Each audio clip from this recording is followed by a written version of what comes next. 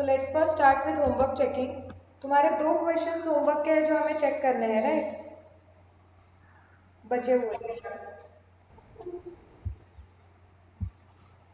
Okay, कौन से वो 2 क्वेश्चंस हैं? प्लीज वापस बता दो। 13, सॉरी 16 एंड 19। फटाफट 16 वाला एक बार चेक कर लो। On 1st April 2010, following balances appeared in the books of Messrs Krishna Traders. Furniture account में 50,000 है और provision for depreciation on furniture account में 22,000 है। सो 1st April 2010 को ये बैलेंस ऑलरेडी थे, ठीक है। So if this is furniture account and if this is provision account, यहाँ पे 50,000 था एंड यहाँ पे 22,000 था। अब वो क्या बोल रहे हैं? On 1st October 2010, a part of a furniture which was purchased for 20,000 on 1st April 2006 was sold for 5,000, ठीक है। On the same date, a new furniture costing rupees 25,000 was purchased. Depreciation was charged at 10% per annum on original cost of the asset and no depreciation was charged on the asset in the year of sale. ऐसे वो बोल रहे हैं, ठीक है। Prepare furniture account and provision for depreciation account for year ended 31st March 11, ठीक है। तो अगर तुमने कोई एसेट तुम्हारी बेची है,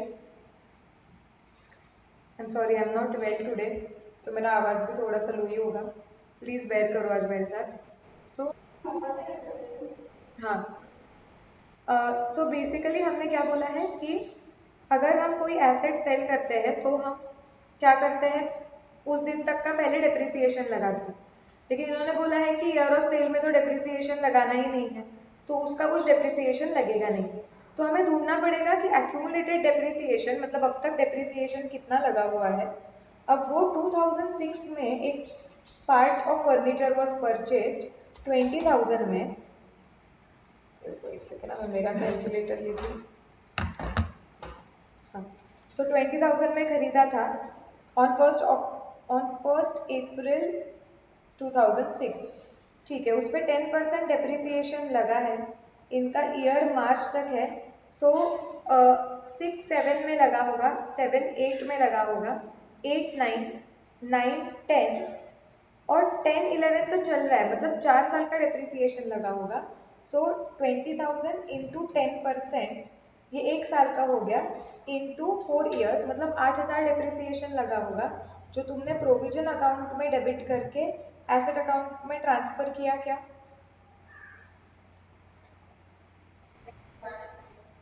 यस। किसी का ये नहीं आ रहा है या नहीं समझा, बताओ मुझे। होमवर्क किया है ना सबने? मिला क्या होमवर्क नोटबुक में? ये क्वेश्चन नहीं आ रहा था। ऐसा सेम क्वेश्चन गरिमा हमने किया हुआ है। तुम्हें लेक्चर्स लगेंगे ना, वो अपलोड हो रहे हैं अभी भी, इंटर के लेक्चर्स, क्योंकि पहले अपलोड हुए हैं। तो गरिमा तुम्हें मिल जाएंगे lectures, don't worry about that. Okay, Sanjyot आया है तुम्हारा? आयुष?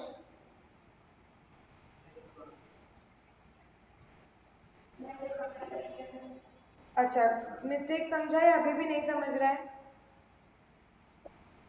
समझा भूषण? क्या हाँ आया कि नहीं आया? हाँ, गरिमा अभी तुम्हें समझा कि ये क्या है? ओके, सो ये हो चुका है। इसका मतलब as on the date of sale मेरे एसेट की वैल्यू कितनी थी?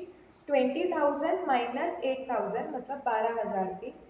वो एसेट हमने बेचे कितने में? 5,000 में, मतलब मुझे 7,000 का लॉस हुआ है। सो मतलब यहाँ पे बाय बैंक भी आया होगा 5,000 और बाय लॉस आया होगा 7,000, ठीक है। अब क्या हुआ?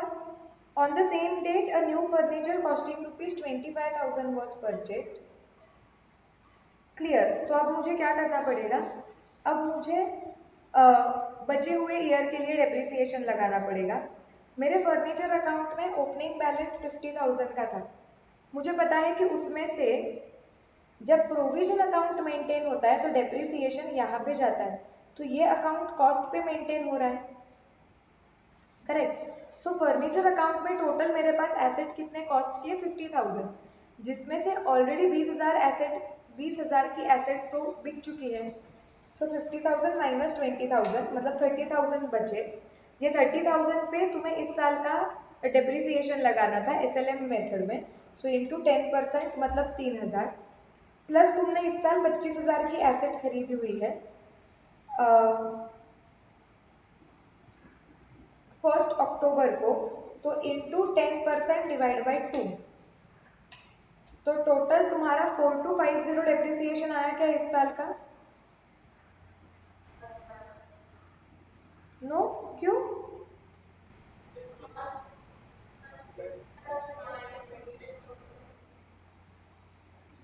किसमें sorry sorry, I did not get your point, वापस बताओ कैरन क्या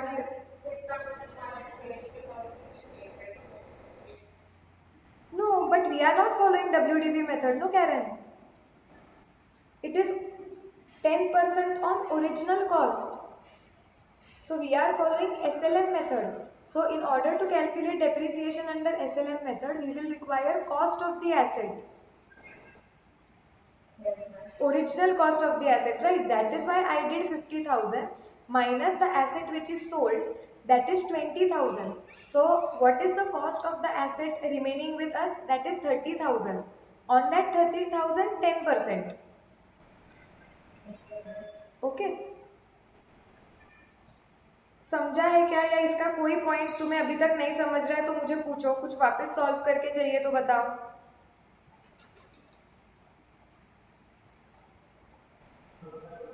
पक्का सबको समझा है? तो इसके बाद तुम्हारे एसेट अकाउंट का बैलेंस आना चाहिए 50,000 प्लस 25,000 माइनस 20,000, सो मतलब 55,000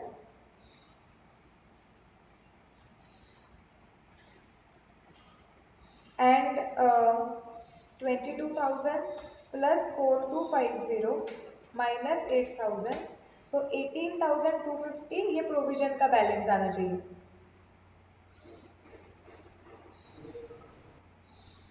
यस, ओके, डन। पक्का जाऊँ मैं नेक्स्ट क्वेश्चन पे?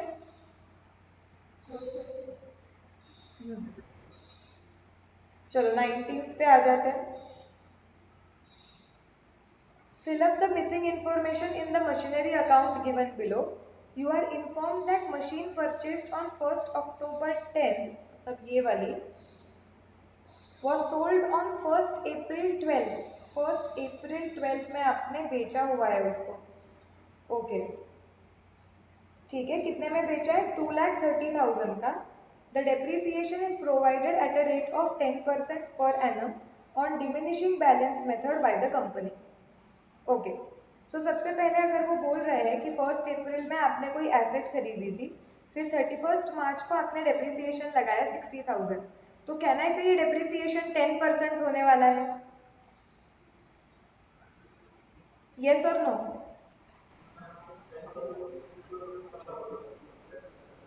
हाँ वही ना, तो अगर मुझे पता है कि अगर एसेट की कॉस्ट 100 है, अज्यूम करते हैं, तो तुम्हारा डेप्रिसिएशन होगा 10 रुपीज़, क्योंकि 10% है। तो अगर तुम्हारा डेप्रिसिएशन 60,000 है, तो हमें निकालना है कि कॉस्ट कितना है। तो हम ये क्रॉस मल्टीप्लीकेशन से कर देंगे 60,000 into 100 divided by 10, which is 6 lakh. तो तुम यहाँ पे 6 लाख लिखोगे, and 6 lakh minus 60,000 is equal to 5,40,000, ये तुम लिखोगे बाय बैलेंस कैरिड फॉरवर्ड। इधर क्लियर? Yes, yes. फिर हम 540 का बैलेंस ब्रॉट डाउन करेंगे। अब इस पे बाय डेप्रिसिएशन लगेगा, कितना आएगा? 540 इंटू 10% मतलब 54,000, और फिर बाय बैलेंस बचेगा 4,86,000।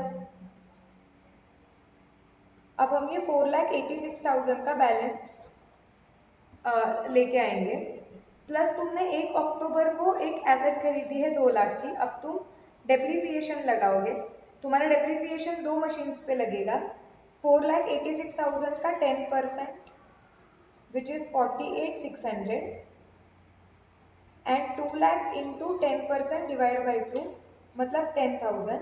So your depreciation actually should be 58,600. गलती किया क्या? ईयर देखो ना depreciation में. So 4,86,000 plus 2 lakh minus 58,600. So your balance should be 6,27,400. Clear? ये 627,400 भी कैसे आया? एक सेकेंड ना. 627,400 मतलब इंडिविजुअल एसेट वाइज पहले एसेट का 437,400 और दूसरे एसेट का 1,90,000.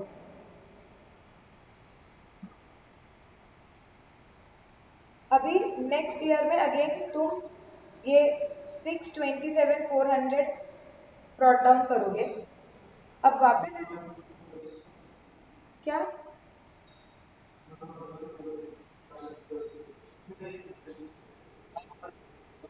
बराबर है ना. अब तुम क्या करोगे, अभी तुम्हें वापस डेप्रिसिएशन लगाना पड़ेगा फॉर अ ईयर. सिंस तुम्हारा WDV मेथड है, तुमने यहाँ पे जो स्पेस दिया है यहाँ पे इंडिविजुअल मशीन्स का WDV लिखना चाहिए या फिर वर्किंग नोट बनानी चाहिए. सो यहाँ पे तुम्हारा डेप्रिसिएशन क्या आएगा वापस 437,400 का 10% विच इज 43,740 या फिर 1,90,000 का और 10% दैट इज 19,000. तो तुम्हारा टोटल डेप्रिसिएशन आएगा 43,740 प्लस 19,000 दैट इज 62,740 और इसे माइनस करने के बाद 5,64,660 तुम्हारा बैलेंस आना चाहिए. हो रहा है क्या मैच? ओके मैं इंडिविजुअली भी लिख देती हूँ क्योंकि ये काम में आता है WDV मेथड में हर एक एसेट का.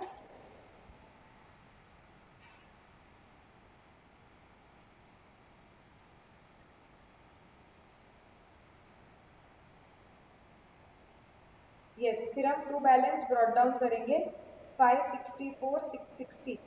इधर तक किसी को कोई डाउट? नो. ओके. अब हमें क्या बताया गया है कि 1 अप्रैल 12 को वो जो एसेट जो हमने अक्टूबर में खरीदी हुई थी मतलब हमारी दूसरी वाली एसेट. सो बेसिकली ये वाला एसेट मेरा वो हमने बेच दिया. कितने में बेचा मैंने? 2,30,000. अब उन्होंने एंट्री ऐसे मारी है कि bank account debit to asset account. So यहाँ पे इनका पूरा 2,30,000 आएगा. तो यही अकाउंट में प्रॉफिट कैप्चर हो गया. Please understand my value of the asset which is sold is 1,71,000. It is sold for 2,30,000. तो एक्चुअली मुझे प्रॉफिट हुआ है 59,000 का. सो हम एंट्री कैसे मारते हैं? Bank account debit 2,30,000 to asset is going out of 1,71,000 to profit account, profit on sale of asset that is 59,000. लेकिन एक मिनट है सिर्फ. हाँ डैडी. ओके सो हम ऐसी एंट्री मारते हैं लेकिन तुम और एक तरीके से एंट्री यहाँ पे मार सकते हो और वो कैसी होगी? बैंक अकाउंट डेबिट, ये मैंने तभी भी तुम्हें बताया था, bank account debit 2,30,000 to asset account 2,30,000. जितना पैसा आया है तुम उतने से एसेट अकाउंट को क्रेडिट कर सकते हो 2,30,000 से और फिर उसके बाद एसेट अकाउंट में जो प्रॉफिट गया हुआ है वो वहां से निकाल के प्रॉफिट अकाउंट में ट्रांसफर कर सकते हो. सो हम मारेंगे asset account debit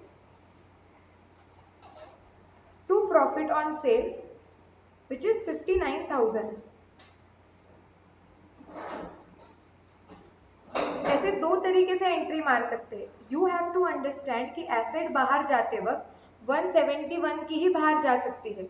so asset account को फाइनल क्रेडिट 1,71,000 का ही जाना चाहिए। अगर आपने पहले पूरे बैंक अकाउंट से एसेट को क्रेडिट किया है 2,30,000 का, तो उसमें प्रॉफिट भी छुपा हुआ है जो आपको एसेट अकाउंट में से निकाल के आपको प्रॉफिट अकाउंट में ट्रांसफर करना पड़ेगा। अगर आप ऐसा नहीं करते हो तो आपके एसेट अकाउंट को क्रेडिट बैलेंस दिख सकता है। जैसे सिंपल सी बात है, अगर आपके पास एक एसेट है 100 की, अगर आपने उसको 120 में बेचा और आपने एंट्री मारी bank account debit to asset account 120 और ऐसे ही छोड़ दिया, तो your asset account can show a credit balance of 20 and asset is real account, credit word goes out, तो ऐसे दिखेगा कि 20 की एक्स्ट्रा एसेट बाहर चली गई, विच इज नॉट पॉसिबल। वो प्रॉफिट है। एंड दैट इज वाई हमें क्या करना पड़ेगा, अगर एसेट के वैल्यू से ज्यादा पैसे आए हुए हैं और अगर वो आपने एसेट अकाउंट में क्रेडिट किए हुए हैं, तो वो प्रॉफिट कंपोनेंट निकाल के प्रॉफिट में ट्रांसफर करना पड़ेगा। समझ रहा है क्या मैं क्या बोल रही हूँ? सो यहाँ पे इट इज एक्सपेक्टेड कि तुमने to profit and loss account 59,000 डालना चाहिए। ओके, अब क्या हो जाएगा, अब बची हुई जो तुम्हारी एसेट है उस पर डेप्रिसिएशन लगेगा, जो है हमारी फर्स्ट वाली एसेट, मतलब ये वाली एसेट।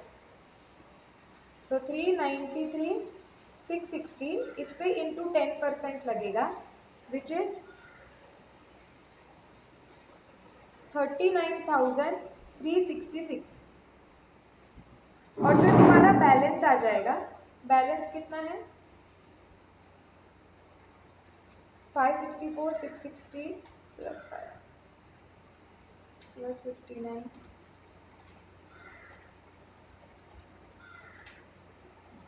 3,54,294 ये बैलेंस शीट आया है क्या करेक्ट? किसी को कुछ डाउट इसके कैलकुलेशंस में? नो? चलो, तो ये हो चुका है क्वेश्चन बैंक पूरा। कल तुम लोग एक क्वेश्चन, हाँ बोलो।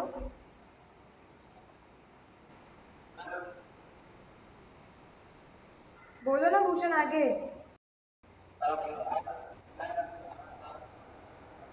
12 बजे तक? क्यों?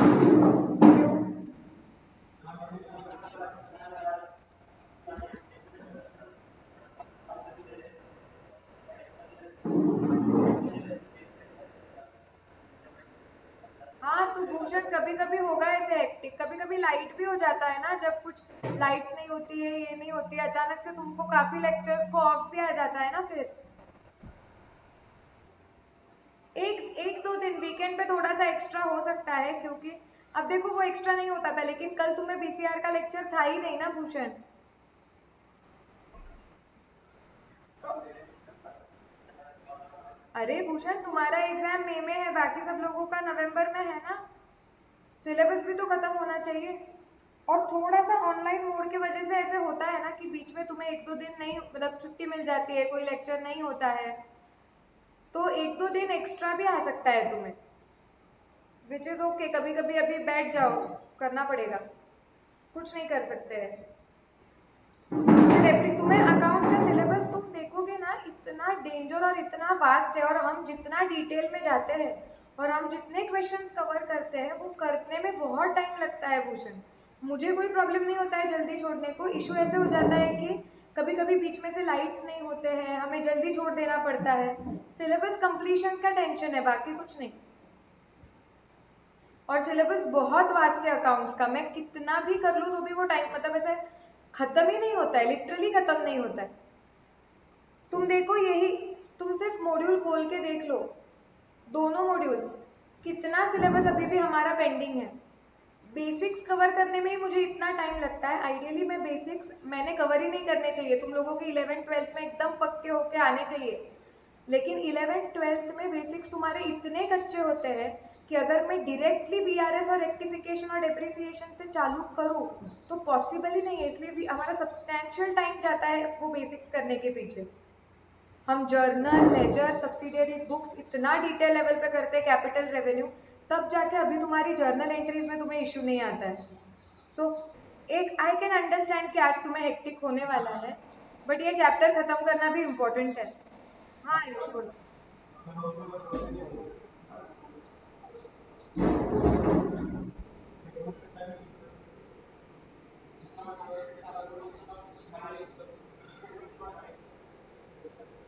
9:30 तक ठीक होता है।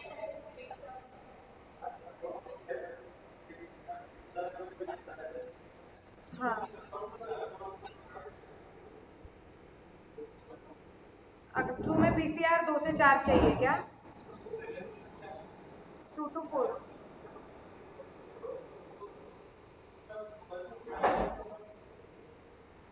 1 to 9 हो जाएगा।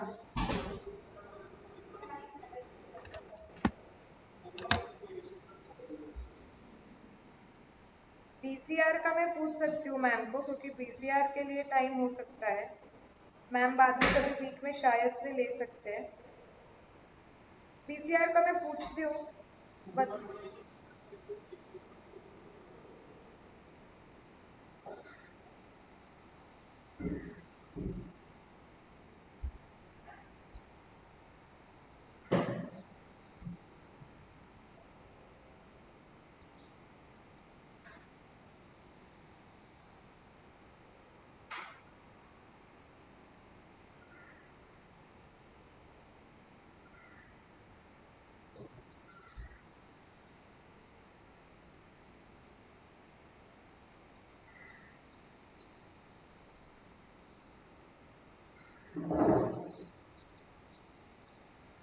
ठीक है, मैंने डाल के रखा है, देखते हैं।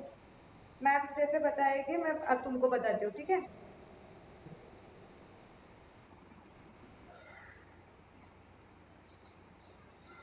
चलो, ये तो हो गया है हमारा। कल अभी देखो एक क्वेश्चन हमारा था, जो लास्ट में रह गया था चेक करने का, वो फटाफट चेक कर लेते हैं।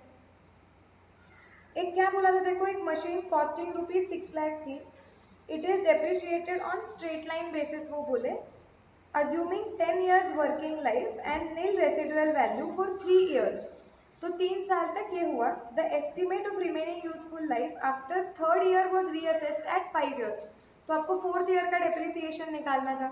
तो तुम कैसे निकालोगे कि तुम्हारा पहले एसेट का कॉस्ट था 6 लाख, जो डिवाइड हो रहा था 10 ईयर्स पे, मतलब हर साल तुम्हारा डेप्रिसिएशन आ रहा था 60,000 का। ऐसा तुम डेप्रिसिएशन लगाया, कितने साल के लिए लगाया तुमने? 3 साल के लिए। 60,000 इंटू 3, तो तुम्हारा 1,80,000 डेप्रिसिएशन लग चुका था। तो तुम्हारा एसेट की वैल्यू कितनी बची थी? 4,20,000। अब तुम्हें ये 4,20,000 स्प्रेड करना है 5 साल पे, क्योंकि अभी 5 ही साल इसकी यूजफुल लाइफ रही है। सो 4,20,000 डिवाइडेड बाय 5, सो 84,000 तुम्हारा फोर्थ ईयर से डेप्रिसिएशन होने वाला है। आया करेक्ट? आई गेस मेजोरिटी लोगों का आया था तुम्हारा ये आंसर। यस, चलो ये भी हो चुका है।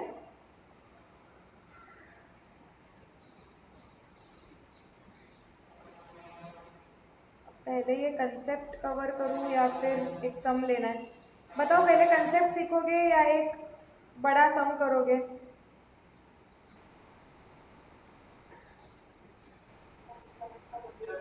कंसेप्ट करोगे? चलो कंसेप्ट करते हैं। Revaluation of property, plant and equipment, ये actually again this is something which is brought down from CA inter level to CA foundation level। this is also at CA inter level। जैसे मैं तुम्हें बताती हूँ, there is a accounting standard 10। हाँ बोलो। हाँ, अभी अभी जो स्टार्ट ही नहीं किया है, कर रही हूँ।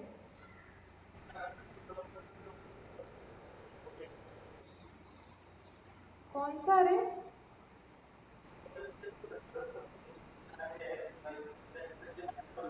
इलस्ट्रेशन का 84 है ना, 84। हाँ करेक्ट है, करेक्ट है। हाँ हाँ, हम कुछ नहीं, नया कंसेप्ट बस स्टार्ट कर रहे हैं। सो मैं यही बता रही थी कि ये जो कंसेप्ट है ना, वो एक्चुअली थोड़ा हायर लेवल कंसेप्ट है। मतलब not that it is very difficult और एनीथिंग, बट वो पहले इंटर लेवल पे था, अभी भी इंटर लेवल पे है, लेकिन ये तुम्हें इंट्रोड्यूस किया गया है अभी, so that you, since assets ये बहुत इंपॉर्टेंट पार्ट होता है प्रैक्टिकल लाइफ में भी। जब तुम आर्टिकलशिप में जाओगे, सारे कंपनीज के पास एसेट्स होते हैं, तो उनका डेप्रिसिएशन और एसेट्स का अकाउंटिंग ये बहुत इंपॉर्टेंट पार्ट होता है। इसके लिए सीए फाउंडेशन लेवल पे ही ये पार्ट थोड़ा सा तुम्हें और इंट्रोड्यूस किया है। So there is accounting standard 10। Accounting standards exactly क्या होते हैं, क्यों आते हैं वो, उस पर मैं एक सेशन लूँगी। सो जब हम वो करेंगे तुम्हें और अच्छी तरीके से समझेगा कि अकाउंटिंग स्टैंडर्ड्स क्या होते हैं। लेकिन फिलहाल देर is accounting standard 10 which is PPE, that is property plant and equipment.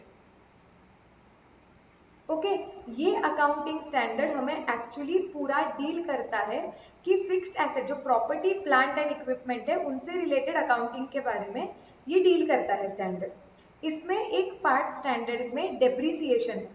तो एक्चुअली डेप्रिसिएशन कौन से मेथड, ये जो ऊपर वाला पार्ट भी हमने किया कि डेप्रिसिएशन की मेथड कैसे सिलेक्ट की जाती है, जब डेप्रिसिएशन की मेथड चेंज होती है तो अकाउंटिंग कैसे करना है, when there is change in useful life and residual value तो अकाउंटिंग कैसे होता है, ये सब प्रिंसिपल्स एक्चुअली अकाउंटिंग स्टैंडर्ड 10 में दिए गए हैं जो आप पढ़ रहे हो अभी।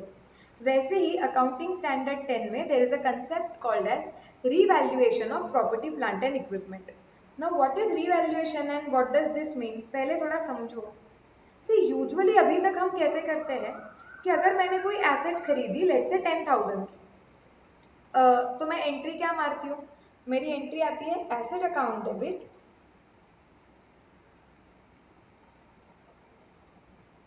To bank account which is 10,000, correct. और फिर हम क्या करते हैं, ये एसेट हमारी 10,000 पे दिखती है, जैसे ओवर द ईयर्स हम ये एसेट को यूज करने लगते हैं, हम इस पे डेप्रिसिएशन लगाना चालू करते हैं और हम डेप्रिसिएशन की एंट्रीज मारते हैं। सो बेसिकली हमारा जो ये एसेट है it is usually shown at historical cost. Asset किस पे दिखाई जाती है, हिस्टोरिकल कॉस्ट पे, मतलब ओरिजिनली वो जो प्राइस पे खरीदी थी वो प्राइस पे एसेट दिखती है एंड उसके बाद उस पर डेप्रिसिएशन लगता है। इधर तक क्लियर? यस, ऐसे होता है।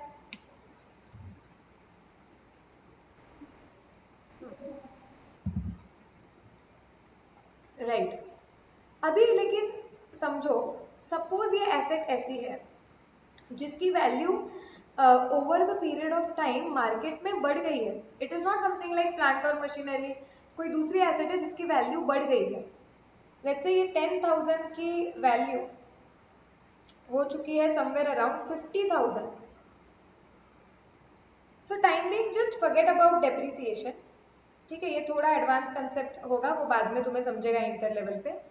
बट वो एसेट की वैल्यू रैदर देन कम होना, कुछ एसेट्स बिल्कुल ऐसे होते हैं जिनकी वैल्यू बढ़ सकती है, सो उसकी वैल्यू एक्चुअली 50,000 हो चुकी है, लेकिन हमारे बुक्स ऑफ अकाउंट्स में वो एसेट की वैल्यू कितनी दिख रही है, सिर्फ 10,000। सो हमारे बैलेंस शीट में भी वो एसेट की वैल्यू दिख रही है 10,000, बिकॉज हम एसेट रिकॉर्ड करते हैं हिस्टोरिकल कॉस्ट पे। हमने कितने में खरीदी थी एसेट, क्या कॉस्ट नहीं बढ़ी है पूनम, उसकी वैल्यू बढ़ी है, मार्केट वैल्यू। मतलब देखो, हमने एक बिल्डिंग खरीदी 10,000 रुपए में, तो हमने एंट्री मारी asset account debit to bank account 10,000, correct, वो बिल्डिंग थी। अब उसके बाद 3 years down the line actually जो बिल्डिंग है उसकी वैल्यू बढ़ गई है, उसकी वैल्यू 50,000 हो गई है बाहर मार्केट में, लेकिन हमारे बुक्स में तो एसेट अकाउंट में कितना अमाउंट दिख रहा है, 10,000 का। क्योंकि हम अकाउंटिंग किस पे करते हैं, कॉस्ट पे किया ना हमने, हमें कितने में बिल्डिंग पड़ी थी, 10,000 में, तो हमने बिल्डिंग 10,000 में रिकॉर्ड कर ली एंड ओवर द ईयर्स अभी भी हमारी बिल्डिंग वो 10,000 में ही दिख रही है, जबकि आज उसकी मार्केट में वैल्यू 50,000 हो चुकी है। समझा? यस, तो अभी भी मेरे बैलेंस शीट में दिख रहा है कि मेरे पास एक बिल्डिंग है जिसकी वैल्यू 10,000 है।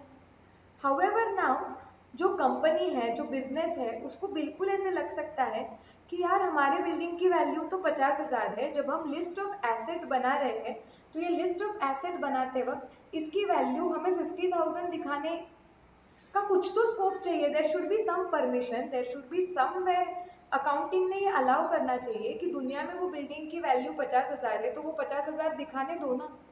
बिकॉज जैसे हम बोलते हैं कि हमारा P&L, हमारा बैलेंस शीट, ये बहुत सारे आउटसाइडर्स स्टडी करते हैं और उसके बेसिस पे हमारे बिजनेस के बारे में वो डिसाइड करते हैं कि इनका बिजनेस अच्छा है नहीं है, पैसे लगाने हैं नहीं लगाने। तो हमें बाहर वालों को ये तो बताने दो कि हमारे पास जो एसेट है उसकी वैल्यू 10,000 नहीं है, उसकी वैल्यू कितनी है, 50,000। ये तो अकाउंटिंग में तुम बोल रहे हो कि एसेट तुम 10,000 पे रिकॉर्ड करोगे और फिर उस वो एसेट अकाउंट में 10,000 का ही बैलेंस रह रहा है, तो बैलेंस शीट में वो 10,000 पे ही आएगा।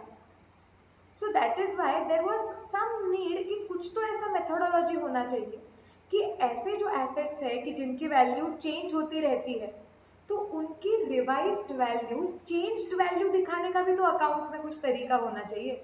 And that is why accounting standard 10 बोलता है, ये जब तुम इंटरमीडिएट में आओगे तो एएस 10 में बहुत डिटेल में पढ़ाऊंगी तुम्हें। सो वो काफ़ी इंपॉर्टेंट स्टैंडर्ड है क्योंकि तो वो हम बहुत डिटेल में देखते हैं, तब मैं तुम्हें ये चीज़ें वापस बतानी ही पड़ेगी मुझे। लेकिन और ये और डीप लेवल पे जाएंगे तो ये याद रखो, ये इंपॉर्टेंट चीज़ है। सो अब क्या हो गया कि हमें कुछ तो ऐसे अकाउंट्स ने ऑप्शन देना चाहिए कि जहाँ पे एसेट्स ये उनके रीसेंट वैल्यू पे दिखे। ओके, तो इसके लिए एक कंसेप्ट आता है which is called as revaluation of assets. This is revaluation of property, plant and equipment.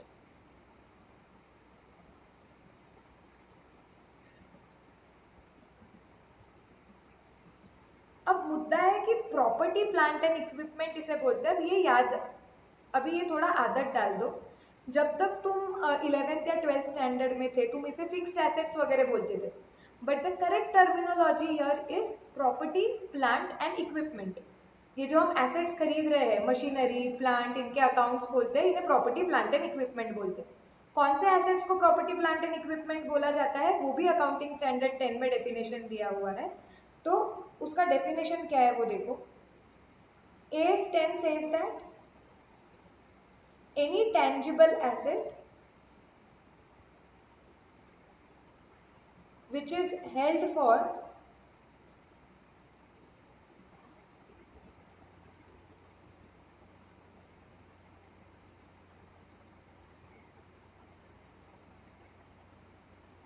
use in production of goods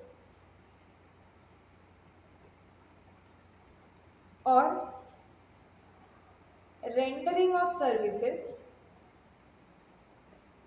or any tangible asset which is held for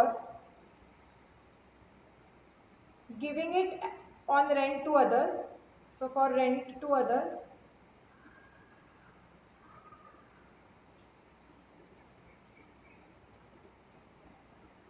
or which is held for use in administrative purposes or using it for administrative purposes, and which is expected to be, you are expecting or your business has the intention to hold it for a period of more than 12 months is called as property plant and equipment.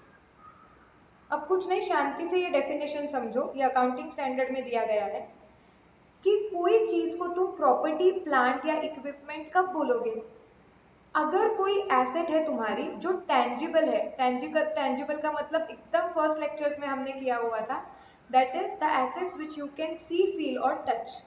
तो ऐसे कोई भी tangible assets है जो तुम तुम्हारे business में goods बनाने के लिए यूज करने वाले हो, या अगर तुम सर्विसेज प्रोवाइड करते हो तो सर्विसेज देने के लिए यूज करने वाले हो, या फिर तुम वो एसेट को किसी को रेंट पे देने वाले हो, या फिर तुम उसे खुद ही बिजनेस चलाने के लिए, बिजनेस के एडमिनिस्ट्रेटिव पर्पस के लिए यूज करने वाले हो, और वो एसेट को तुम तुम्हारे बिजनेस में, तुम्हारा इरादा है you are going to keep it for more than 12 months, then such assets are called as property plant and equipment. So if you have a plant, you have machinery, if you have building, जो तुम तुम्हारे production में use करने वाले हो, या जहाँ जिसमें तुम्हारा ऑफिस है या फिर फैक्ट्री बिल्डिंग जो तुम यूज़ करने वाले हो for a period of more than 12 months, तो वो सारे एसेट्स को बोला जाता है अभी प्रॉपर्टी प्लांट एंड इक्विपमेंट। तो अभी हमने ये जो भी देखे इनका इनिशियल टर्मिनोलॉजी में फिक्स्ड एसेट्स वगैरह ऐसा तुम वर्ड यूज़ करते हो, अभी हम क्या वर्ड यूज़ करते हैं? Property plant and equipment. Definition clear है क्या कि किसे प्रॉपर्टी प्लांट एंड इक्विपमेंट बोलते हैं?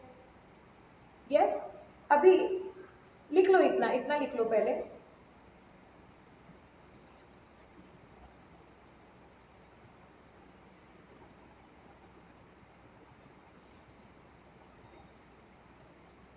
This is any tangible asset held for use in production of goods or services, or for rent to others, and for administrative purposes, and it is expected and it is intended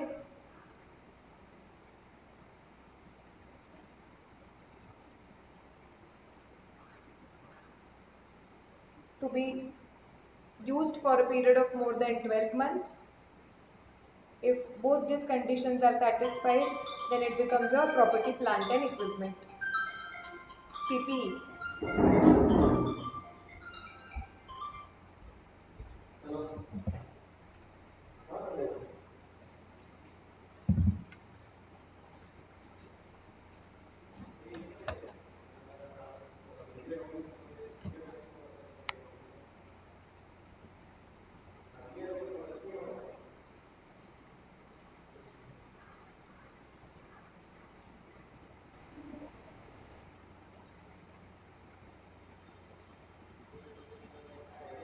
Done? Okay. अब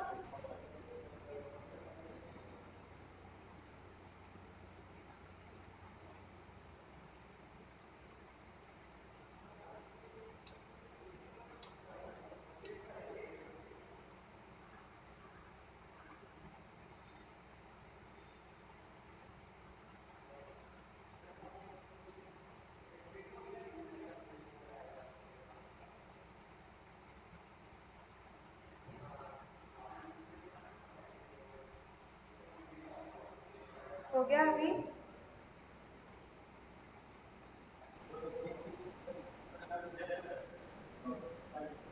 क्या आयुष?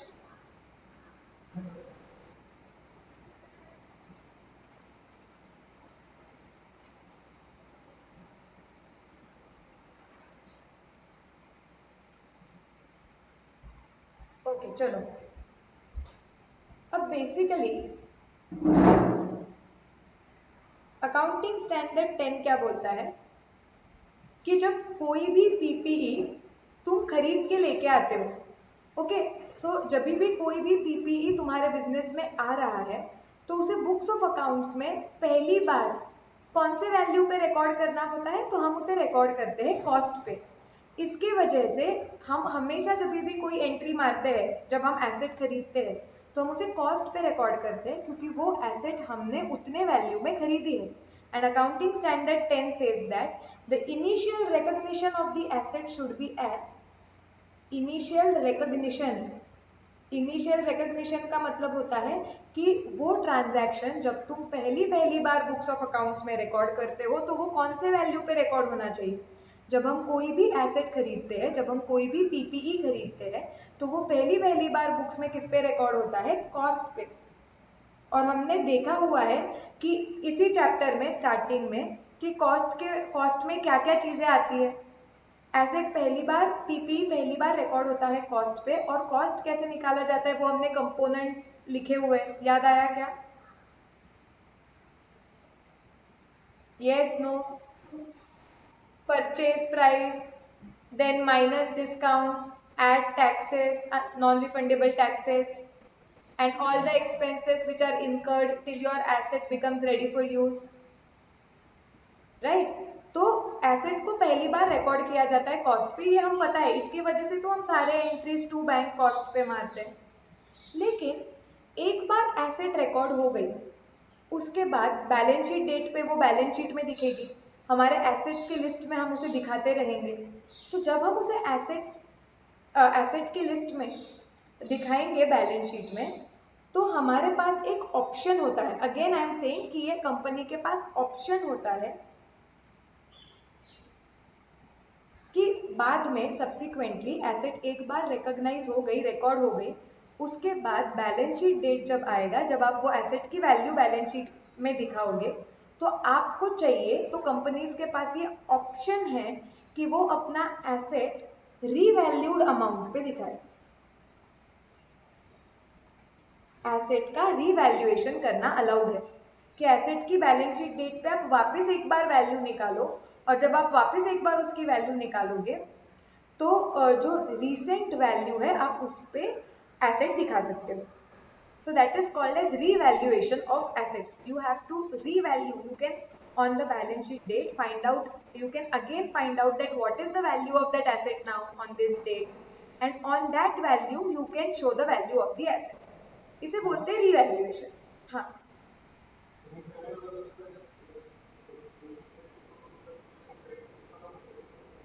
हाँ, लेकिन वो तुम्हारा option है कि तुम्हें revaluation करना है कि नहीं। तुम्हें अगर रिवैल्यूएशन मेथड सिलेक्ट नहीं करनी है, तो तुम अभी तक जैसे दिखा रहे थे, जब जो भी चीजें हमने अभी तक फॉलो की, कि एसेट कॉस्ट पे रिकॉर्ड होगी, हर साल डेप्रिसिएशन लगेगा, और बैलेंस शीट में एसेट कॉस्ट माइनस डेप्रिसिएशन पे दिखेगी, तुम वो कंटिन्यू कर सकते हो। तुम्हें जरूरी नहीं है कि तुम्हें रिवैल्यूएशन मेथड सिलेक्ट ही करनी है।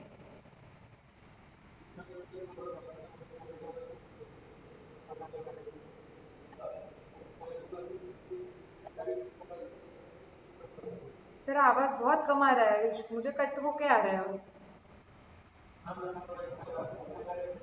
हाँ बोला। हाँ,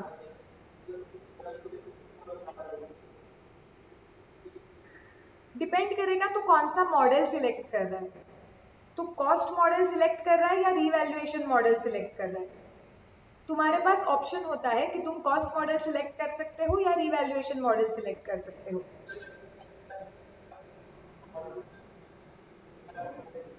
हाँ, अब मैं बताती हूँ, रुको, मैं आयुष तेरा एग्जाम्पल भी लेती हूँ। पहले ना इसकी थोड़ी सी चीजें कंसेप्ट क्लियर कर देती हूँ, और मतलब थोड़े डाउट्स ऑटोमेटिक एलिमिनेट हो जाएंगे। अब ये क्वेश्चन आ सकता है कि मैम ठीक है, अगर हमने सिलेक्ट किया कि हमें रीवैल्यूड अमाउंट पे हमारे एसेट्स दिखाने हैं, ओके मैम, लेकिन क्या हमें सारे एसेट्स के लिए रीवैल्यूड मेथड यूज करना है? क्या हम किसी के लिए कॉस्ट मॉडल यूज कर सकते हैं क्या? मतलब few assets at cost model and few assets at revaluate, और फ्यू एसेट्स के लिए रीवैल्यूएशन मॉडल, ये होता है सब्सिक्वेंट वैल्यूएशन।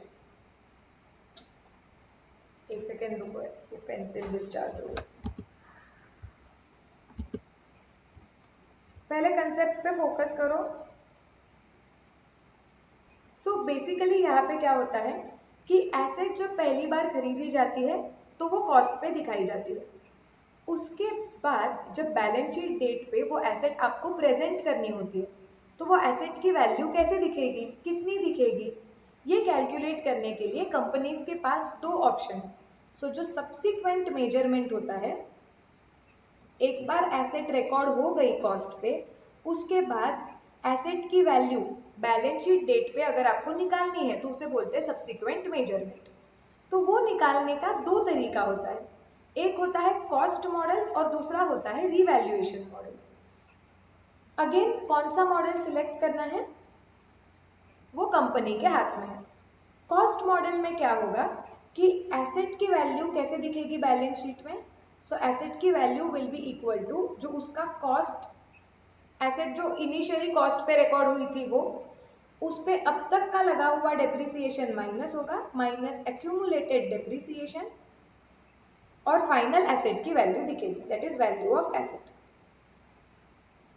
क्या अब तक हम यही कर रहे थे? हम एसेट की वैल्यू कैसे निकालते थे कि एसेट की कॉस्ट होगी, उस पर डेप्रिसिएशन लगता जाएगा, और बैलेंस शीट में प्रेजेंट होते वक्त कैसे होगा, एसेट की cost minus accumulated depreciation is equal to value of the asset. क्या अभी तक हम कॉस्ट मॉडल ही सीख रहे थे? यस और नो? यस, अभी रीवैल्यूएशन मॉडल का भी एक ऑप्शन होता है। इसमें आपको करना क्या होता है, companies have an option that balance sheet date पे आप आपके एसेट को रीवैल्यू कर सकते हो। मतलब आप आपके एसेट की फेयर वैल्यू निकाल सकते हो कि उस दिन पे वो एसेट की बाहर वैल्यू कितनी है, उसकी फेयर वैल्यू कितनी है, उसकी असली वैल्यू कितनी है, और तुम उसे उस वैल्यू पे दिखा सकते हो। That is simple, that is revaluation model. So जैसे फॉर एग्जाम्पल मैंने एसेट खरीदी 1 अप्रैल 2018 में 100 रुपीज में, और मैंने बोला कि मुझे रीवैल्यूएशन मॉडल पिक करना है। तो जब 31 मार्च आएगा 2019, तो मैं क्या करूंगी, ये एसेट की फेयर वैल्यू निकालूंगी कि सच में इस एसेट की वैल्यू कितनी है बाहर दुनिया में। अब मुझे पता चल सकता है कि मे बी ये एसेट की वैल्यू बाहर 80 रुपीज हो गई है, तो मैं मेरी एसेट दिखाऊंगी 80 रुपीज में। ऑटोमेटिकली जो मेरी एसेट 100 रुपीज की थी, जो अब मैं 80 पे दिखाने वाली हूँ, ऑटोमेटिकली 20 रुपीज का जो डेप्रिसिएशन है और decrease in the value capture हो जाएगा। नहीं, here there is no method of depreciation. वो भी होता है एक्चुअली, लेकिन अभी तुमको इतना नहीं समझेगा, वो तुम पागल हो जाओगे मैं एकदम ही ज्यादा बताऊंगी तो। ये सिंपल लेवल थोड़ा समझ लो। ओके, इसमें भी डेप्रिसिएशन लग सकता है, कब लग सकता है वगैरह वो बाद में समझेगा। अभी सिंपल ऐसी कोई कंपनी है जिसने डिसाइड किया कि हम हर साल रिवैल्यूएशन करेंगे। तो स्टार्टिंग में उनकी वैल्यू 100 थी, वो हर बैलेंस शीट डेट पे बस फ्रेश वैल्यू अपने एसेट की निकालेंगे। अगर उनकी एसेट की वैल्यू घट गई तो तुम फ्रेश वैल्यू पे दिखाने वाले हो, तो तुम 100 की एसेट घटे हुए वैल्यू पे दिखाओगे, तो ऑटोमेटिकली डेप्रिसिएशन चार्ज हो जाएगा। फिर डेप्रिसिएशन अलग से कैलकुलेट करने की जरूरत ही नहीं है। और अगर तुम्हारी एसेट की वैल्यू बढ़ गई, मतलब तुमने एसेट खरीदी थी, रुको यहाँ पे ही दिखा देती हूँ मैं। तुमने एसेट, हाँ पूनम बोलो। कौन सा वाला कंसेप्ट? हाँ बस वही बता रही हूँ मैं, रिवैल्यूएशन का मतलब ही यही होता है कि हर साल के एंड में या जिस दिन पे तुम बैलेंस शीट बना रहे हो, तुम एसेट की वैल्यू वापस निकालोगे कि जो चीज तुमने 100 रुपए में खरीदी थी, उस दिन पे, आज के दिन पे उसकी वैल्यू कितनी है, तुम वो वैल्यू पे वो एसेट अपनी दिखाओगे। That's it. तो अगर तुमने 1 अप्रैल 2018 को कोई एसेट खरीदी थी 100 में, तो वो दिख रही है asset account debit to bank account 100। अभी एक साल खत्म हो गया, तुम्हें बैलेंस शीट में वो एसेट दिखानी है। तो जब बैलेंस शीट में वो एसेट दिखानी है, तो तुम उसकी वैल्यू निकालोगे, अरे सच में इसकी वैल्यू आज कितनी है दुनिया में मार्केट में, तुम्हें पता चला 80 है, तो तुम तुम्हारी एसेट 80 में दिखाओगे। जब अभी तुम 100 की एसेट 80 में दिखाओगे, तो ऑटोमेटिकली 20 का डेप्रिसिएशन मतलब रिकॉर्ड हो जाएगा। ऐसे भी हो सकता है कि तुमने एसेट खरीदी 100 रुपए में, और एक साल बाद हम बोलेंगे कि हम इसे मोस्ट अपडेटेड वैल्यू पे दिखाने वाले हैं। एक साल बाद उसकी वैल्यू हो गई बाहर 120 रुपए मार्केट में। सो इसका मतलब कि 20 रुपीज की से वो एसेट की वैल्यू बढ़ गई है। तो एसेट वो बैलेंस शीट में दिखेगी कौन से वैल्यू पे, 120 में। और वो एसेट की वैल्यू जो 20 रुपीज से इंक्रीज हुई है, उसका क्या करना है, अकाउंटिंग कैसे होता है वो बाद में देखते हैं, बट एसेट की वैल्यू दिखाई जाएगी 120 पे।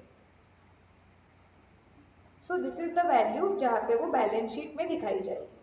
This is called as revaluation model, that at each balance sheet date you revalue, you again find out the value of your assets and most updated value पे तुम्हारे assets तुम balance sheet में दिखाते हो। Are we clear now? Yes? तो अगर 100 की asset खरीदी है और उसकी वैल्यू घट जाती है, तो तुम्हें डेप्रिसिएशन लगाने की जरूरत नहीं है, ऑटोमेटिकली डेप्रिसिएशन कैप्चर हो जाएगा। और अगर 100 की एसेट है जिसकी वैल्यू 120 हो चुकी है, ओके, तो तुम्हारी एसेट 120 पे दिखेगी। ऑफ कोर्स डेप्रिसिएशन लगने का सवाल ही नहीं होता है, क्योंकि एसेट डेप्रिशिएट हुई ही नहीं है, घटी ही नहीं है एसेट की वैल्यू। एसेट की वैल्यू तो बढ़ रही है, तुम्हें प्रॉफिट हो रहा है, तो यहाँ पे ऑफ कोर्स डेप्रिसिएशन लगेगा ही नहीं। एसेट की वैल्यू 120 पे दिखेगी। अब इसका अकाउंटिंग कैसे होगा वो हमें सीखना है. So here we are going to understand that how to do this accounting in case of revaluation.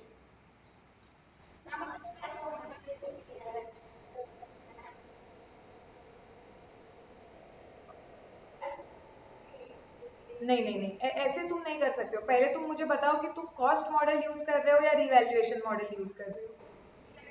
तो डेप्रिसिएशन लगेगा ही नहीं.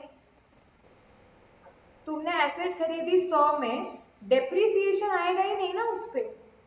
तुम डायरेक्टली 1 साल बाद उसकी वैल्यू निकालोगे और जो वैल्यू आएगी बस उस पे वो एसेट दिखेगी. तुम डेप्रिसिएशन की एंट्री अलग से क्यों मारोगे पूनम? तुम डेप्रिसिएशन की एंट्री अलग से वापस नहीं मारोगे ना यहाँ पे.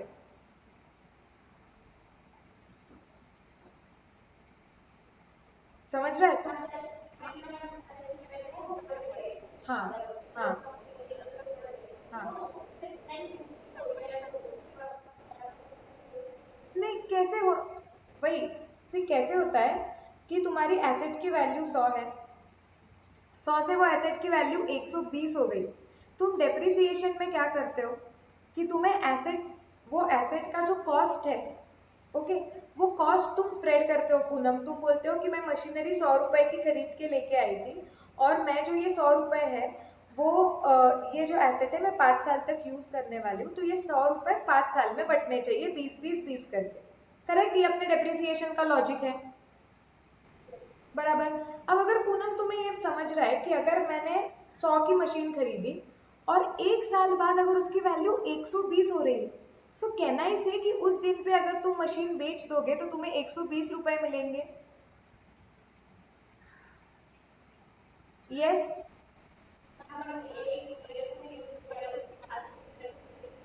अरे लेकिन अगर तुम उसको 1 साल बाद बेच दोगे पूनम और तुम्हें 120 रुपए वापस मिल जाएंगे, आज अगर उसकी वैल्यू 120 है, इट मीन्स दैट तुम्हारा कॉस्ट ही जीरो हो गया ना पूनम. Are you understanding? हाँ, और ऐसा नहीं होता है कि इस मेथड में डेप्रिसिएशन लगेगा ही नहीं. इस मेथड में डेप्रिसिएशन भी लगता है, लेकिन वो थोड़ा अलग हायर कंसेप्ट है, वो अभी तुमको नहीं समझेगा इतना. लेकिन बेसिकली सिर्फ इतना समझ लो कि अगर तुम कोई 100 की चीज है और अगर तुम अच्छा ये बताओ मुझे, चलो एक एक एग्जाम्पल ले लो अभी. कॉस्ट मॉडल, रिवैल्यूएशन मॉडल भूल जाओ टाइम भी. मैंने एसेट खरीदी 100 में, ठीक है. मुझे पता चला उसकी रेसिडुअल वैल्यू है 100, उसकी यूजफुल लाइफ है 5 years. डेप्रिसिएशन कैलकुलेट करो, बताओ कितना डेप्रिसिएशन आएगा.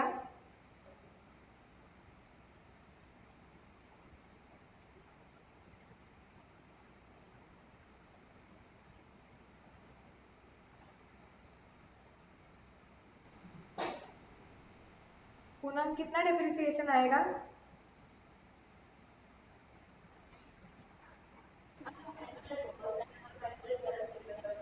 हाँ. क्यों क्यों नहीं निकलेगा?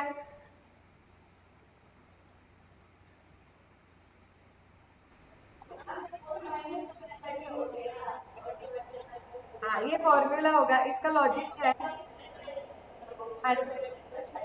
परफेक्ट. तो इसका कंसेप्ट क्या है, what is the logic behind it?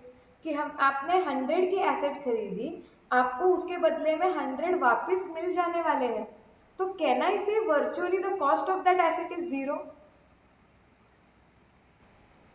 तो अगर कॉस्ट जीरो है तो तुम उसे क्या स्प्रेड करोगे 5 साल पे? समझा? कि अगर तुमने कोई चीज 100 में खरीदी है और अगर तुम्हें उसके 100 रुपए वापस से मिल जाने वाले हैं, तो मतलब वो चीज तुमने, तुम्हारी वैल्यू क्या हुई, कॉस्ट ही नहीं हुई ना तुम्हें उस चीज का, तो तुम क्यों उसे स्प्रेड करोगे? Same goes here.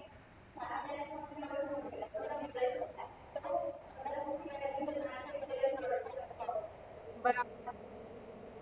परफेक्ट. तो डिक्रीज हो गई उसकी वैल्यू, बराबर. तो जब,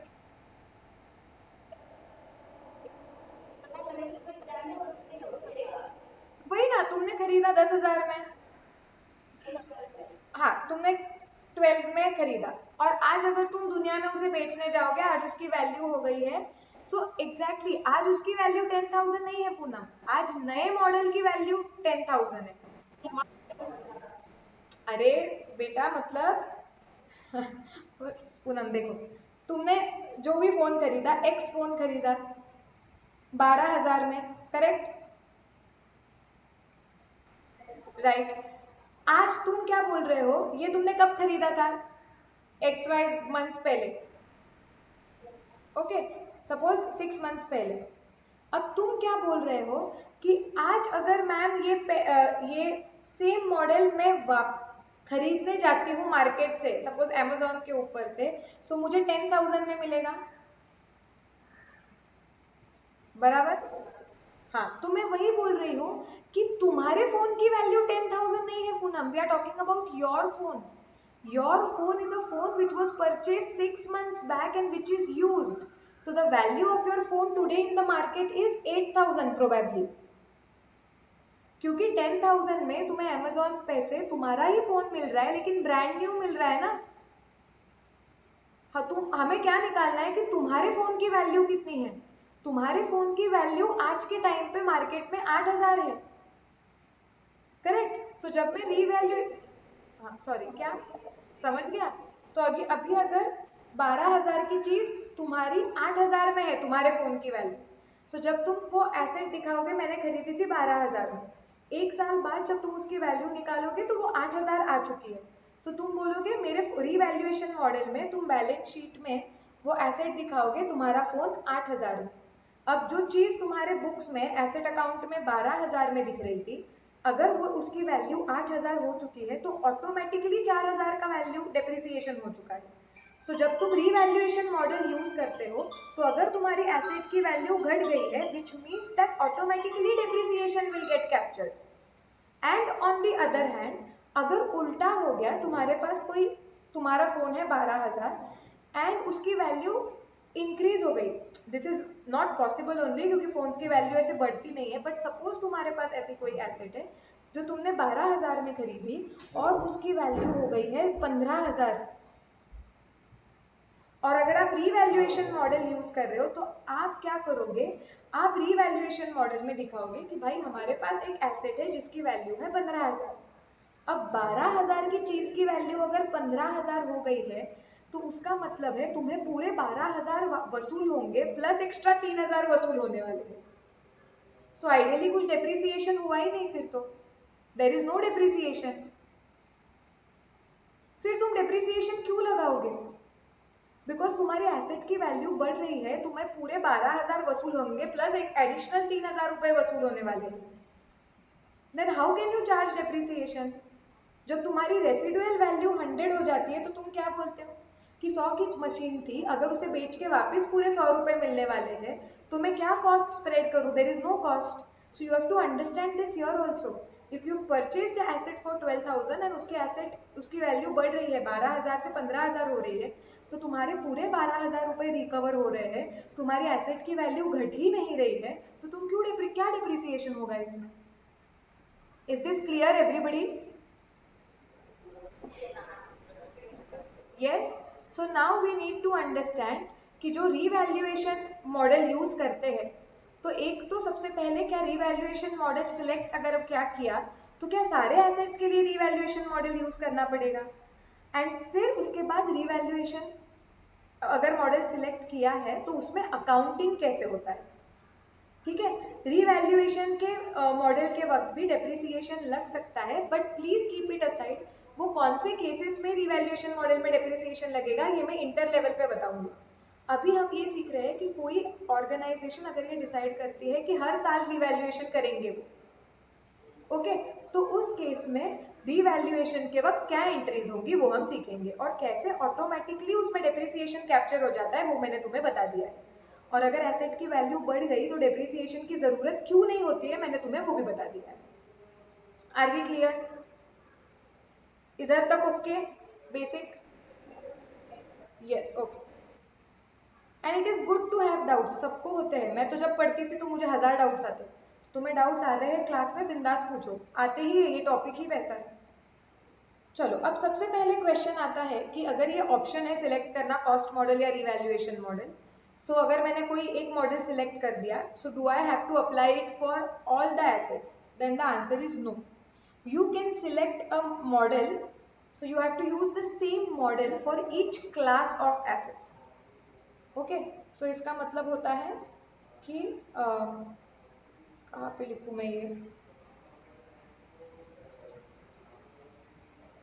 ये तुम चार्ट जब ड्रॉ करोगे ना, अभी कुछ मत लिखो, बाद में ये चार्ट ड्रॉ करना, क्योंकि वो मैं बढ़ाते जाऊंगी।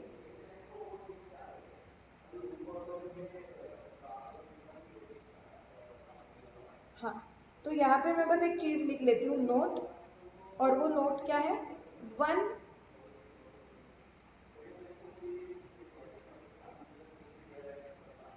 so model selected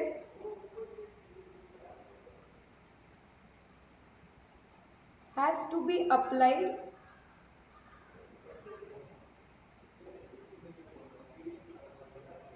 for entire class of asset.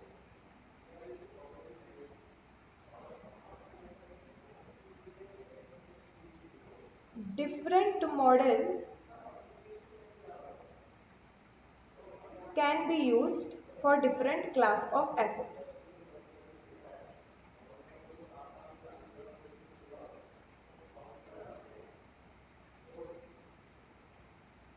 मतलब एक क्लास ऑफ एसेट के लिए एक ही मॉडल यूज हो सकता है। अगर मैंने रिवैल्यूएशन मॉडल यूज किया तो उस क्लास में जितने भी एसेट्स हैं सबके लिए रिवैल्यूएशन यूज करना पड़ेगा, लेकिन दूसरा क्लास जो होगा उसके लिए तुम कॉस्ट मॉडल यूज कर सकते हो। अब तुम बोलोगे कि मैम लेकिन क्लास ऑफ एसेट का मतलब क्या होता है, एक क्लास में कौन से एसेट्स होते हैं? सो क्लास ऑफ एसेट का मतलब होता है एसेट्स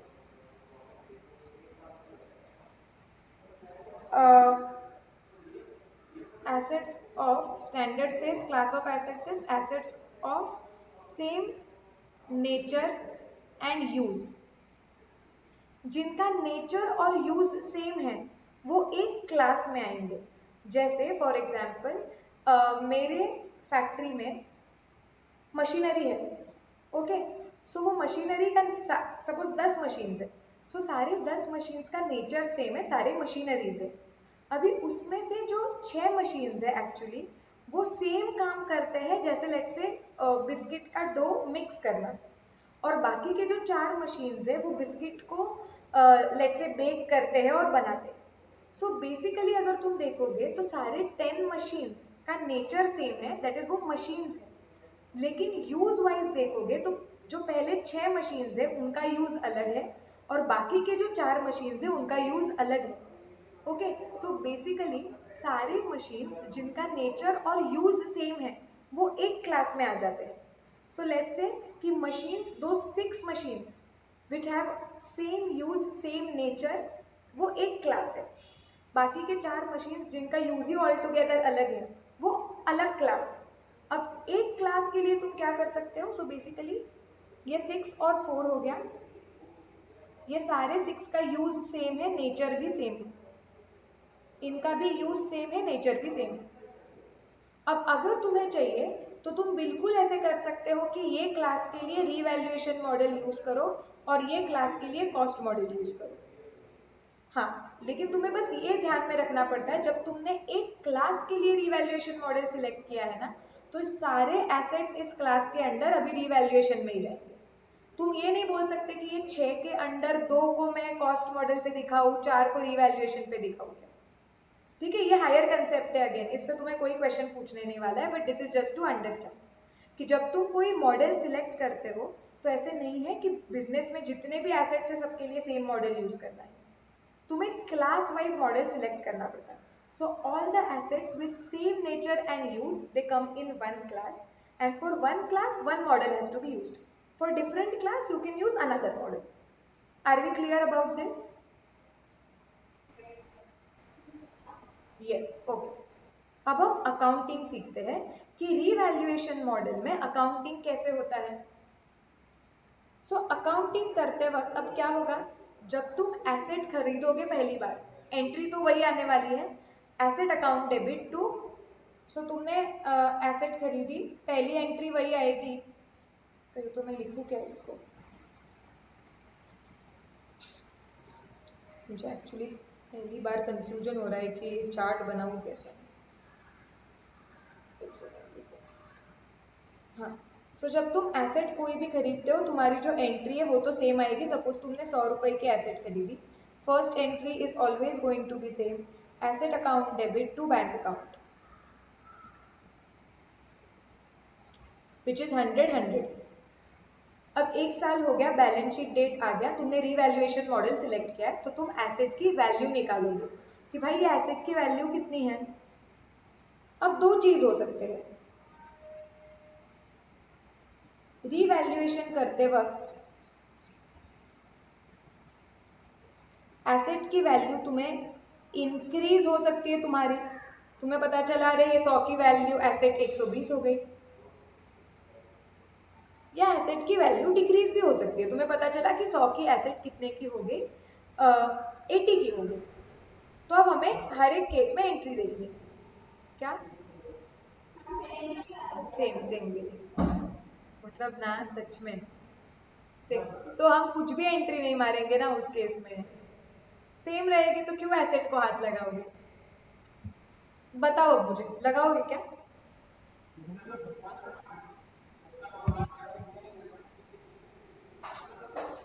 नहीं नहीं, तुम एसेट को 100 पे ही दिखाओगे फिर।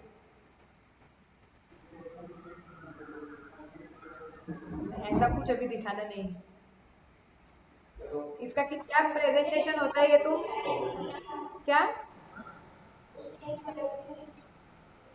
हाँ नहीं आएगा, सेम ही रहा ना, कुछ नहीं आएगा उसमें, ना डेप्रिसिएशन ना एप्रिसिएशन।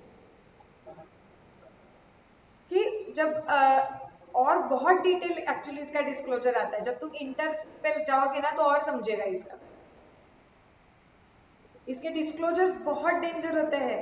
मतलब I am telling you, I can prove this, the same thing you will learn eight foundation level, the same thing you will learn eight CA inter level, and the very same thing you will learn it at CA final level. Same topic में तुम्हें दिखाऊंगी इसके बाद, तीनों syllabus में है। और CA final के बाद जब तुम सोचना, जस्ट ये याद रखो, ये पॉइंट कही तो, सीए फाइनल के बाद जब तुम पीछे मुड़ के देखोगे कि भाई हमको इसके बारे में कितना सब कुछ पता चल गया अभी, तब तुम्हें समझेगा कि भाई हर टॉपिक इतना अलग लेवल डिटेल है। दिखाऊंगी मैं तुम्हें, सच में, I show this is very interesting, this same topic is at all 3 levels. Okay, so अभी बेसिक इंट्रोडक्शन है। अब हमारी वैल्यू क्या हो गई, बैलेंस शीट डेट पे तुम्हें पता चल गया कि उसकी वैल्यू हो गई 120। अब आप एंट्री क्या मारोगे देखो, so you will pass the entry, asset की वैल्यू बढ़ानी है 20 से, सो एसेट को डेबिट करना पड़ेगा, debit what comes in, asset account debit 20। अब एक्चुअली अगर तुम्हारी एसेट की वैल्यू बढ़ रही है, ये तो तुम्हारा फायदा हो गया ना, मतलब 100 की एसेट की वैल्यू 120 हो गई, कहना इसे 20 rupees is profit. Yes, but I cannot record this profit in P&L account. हम ये प्रॉफिट एंड लॉस अकाउंट में प्रॉफिट लेके नहीं जाएंगे कि हमें 20 का प्रॉफिट हो गया। अगर तुम्हें याद होगा तो प्रूडेंस नाम का कोई कंसेप्ट होता है जो बीच में आएगा। प्रूडेंस बोलेगा account for anticipated losses, never account for anticipated gain. Prudence बीच में आके खड़ा होगा और बोलेगा कि बताओ ये कैसे एंटिसिपेटेड गेन नहीं है, ये तो होने वाला फायदा ही है ना, तुम कैसे इसे रिकॉर्ड कर सकते हो? प्रूडेंस बीच में आएगा पक्का और बोलेगा होने वाला फायदा। मशीनरी बेची क्या तुमने? अभी नहीं बेची ना, तो ये कौन है ये प्रूडेंस? वाओ कोई बताओ प्रूडेंस कौन है? बाकी सबको प्रूडेंस याद है या सबको ये कंसेप्ट आ रहा है, ये क्वेश्चन आ रहा है कि प्रूडेंस कौन है?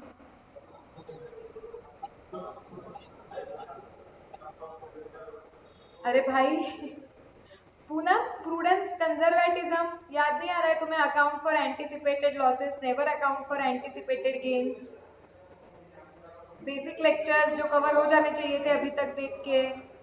अकाउंट्स में होने वाला नुकसान हम हमेशा रिकॉर्ड करते हैं, होने वाला फायदा कभी नहीं रिकॉर्ड करते हैं। ये प्रूडेंस है। सो प्रूडेंस बोलेगा कि तुम ये फायदा ऐसे रिकॉर्ड मत करो, ये होने वाला फायदा है, तो ये कहीं तो पार्क करके रखना पड़ेगा, कोई तो अकाउंट में डालना पड़ेगा। इसके लिए हम एक अकाउंट ओपन करते हैं जिसे बोलते हैं revaluation reserve account. So to revaluation reserve,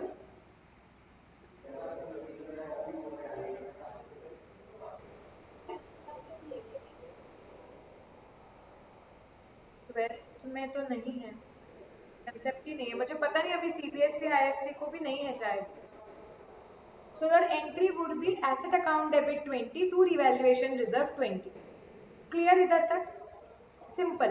asset की वैल्यू 20 से बढ़ गई और जो प्रॉफिट है वो रिवैल्यूएशन रिजर्व अकाउंट में मैंने डाल दिया।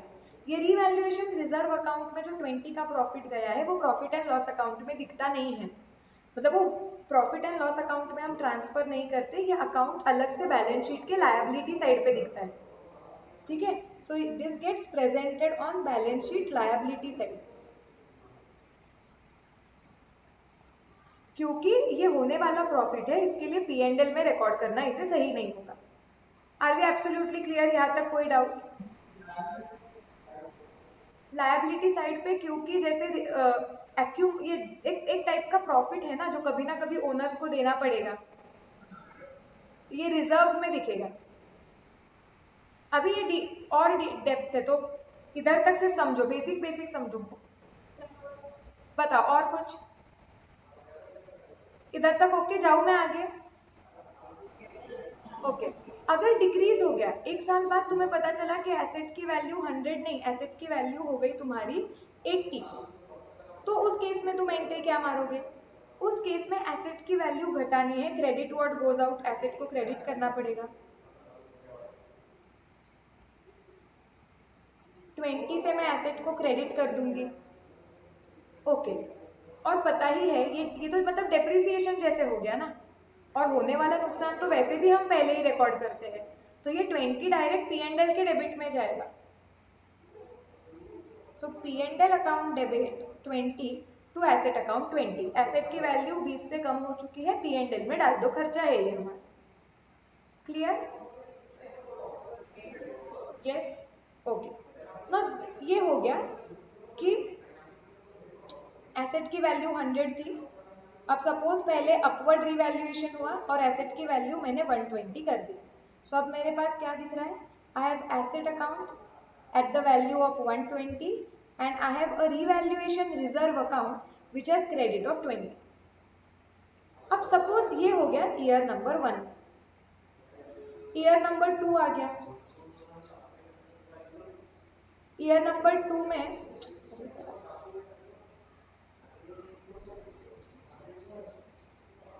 तुमने एसेट की वैल्यू 120 दिखा दी, तुम्हारे रिवैल्यूएशन रिजर्व में अभी भी 20 रुपए का ओपनिंग बैलेंस से पड़ा हुआ है।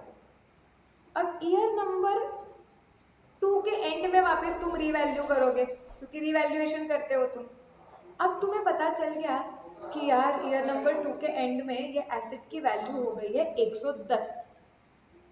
सो at the end of year number 2 second year में जब तुम रिवैल्यूएशन कर रहे हो, तुम्हें समझा एसेट की वैल्यू हो गई है 110। अब तुम एंट्री क्या मारोगे? अब तुम्हें 120 की एसेट को 110 पे लेके आना है, क्या एंट्री मारोगे? Revaluation reserve account debit to asset, ऐसे आयुष बोल रहे हैं, लेकिन अभी हमने सीखा ना एसेट की वैल्यू डिक्रीज होती है तो पी एंड एल पे डालना चाहिए। हाँ देखो पूनम बोल रही है P and L account debit to asset account. So P and L में जाएगा या रिवैल्यूएशन रिजर्व? हाँ बोलो।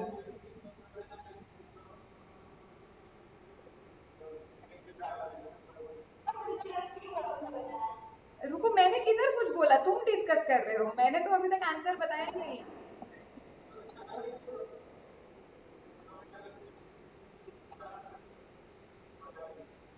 आयुष बोल रहा है कि तुमने ऑलरेडी 20 का प्रॉफिट रिकॉर्ड।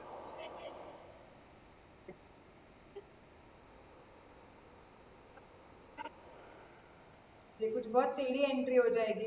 मुझे बताओ पी एंड एल को डेबिट करना चाहिए या ये डिक्रीज या रीवैल्यूएशन को? अदर्स तुम्हें क्या लग रहा है? गरिमा को रीवैल्यूएशन लग रहा है। भूषण, सॉरी कैरन क्या बोला? हाँ, एक सेकेंड रुक। 120 का रिवैल्यूएशन, हमारी एसेट 120 पे दिख रही है। Now at the end of the second year you again value your asset. Now the value of asset has become 110। अब वापस वैल्यू करते वक्त एसेट को 120 से 110 पे लेके आना पड़ेगा। तो ये 10 का जो डिक्रीज है वो तुम कहाँ पे डेबिट करोगे? रिवैल्यूएशन रिजर्व में या पी एंड एल में? एक सेकेंड, सबको देने तो दो answer. Okay, P and L account. Bhushan revaluation, Sanjyot P and L. हाँ आयुष बोल, क्यों पी एंड एल में कर ही नहीं सकते?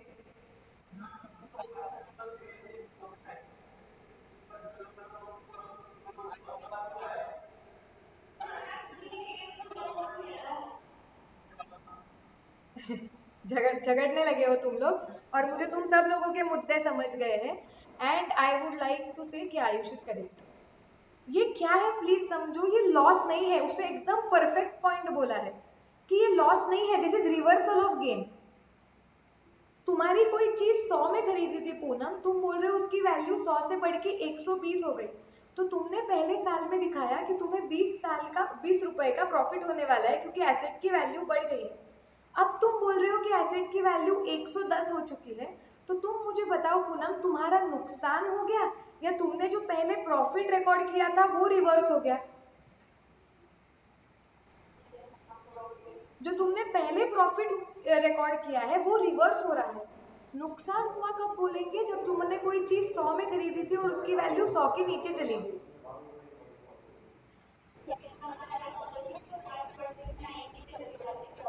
Right, perfect. अगर कोई चीज 120 से नीचे चली जाती थी 100 के नीचे, तो तुम्हें नुकसान होगा। वो केस भी हम देखेंगे। यहाँ पे क्या हुआ है, 120 की एसेट 110 पे आ गई है, तो तुम्हारा 10 का डिक्रीज हो चुका है। But that decrease is not loss, that is reversal of the profit. And that is why अगर तुमने पहली बार एंट्री ऐसी मारी है कि asset account debit to revaluation reserve, तुमने प्रॉफिट तुम्हारा रिकॉर्ड कर दिया, रिवैल्यूएशन रिजर्व में दिखा दिया। उसके बाद सेकेंड ईयर में सब्सिक्वेंट में तुम्हारी एसेट की वैल्यू डिक्रीज हो जाती है। तो जब डिक्रीज होती है तो जितना तुम्हारा रिवैल्यूएशन रिजर्व, मतलब जो पहले रिकॉर्ड किया हुआ प्रॉफिट है, वो तुम क्या कर रहे हो? रिवर्स कर रहे हो। तो जब तक वो रिवर्स हो रहा है, प्रीवियसली रिकॉर्डेड प्रॉफिट जब तक रिवर्स हो रहा है, तुम्हारी एंट्री होगी revaluation reserve account debit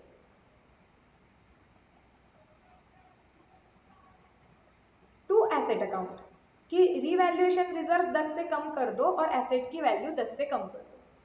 are we clear about this? Yes. लेकिन अगर ऐसे हो गया होता कि तुम्हारा सेकेंड ईयर में, तो फर्स्ट ईयर रिवैल्यूएशन डन है एंड सेकेंड ईयर अब तुम वापस रिवैल्यूएशन कर रहे हो और तुम्हें पता चला कि तुम्हारी एसेट की वैल्यू हो चुकी है 90, उस केस में क्या होगा?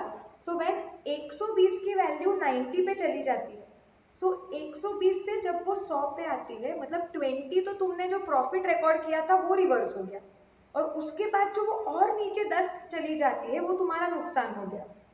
सो your entry will be in that case when your asset comes from 120 to 90, 20 rupees represents reversal of the previously recorded profit gain and 10 rupees represents loss.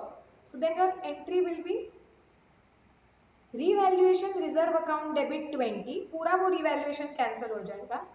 अब P and L account debit हो जाएगा 10 and to asset account 30।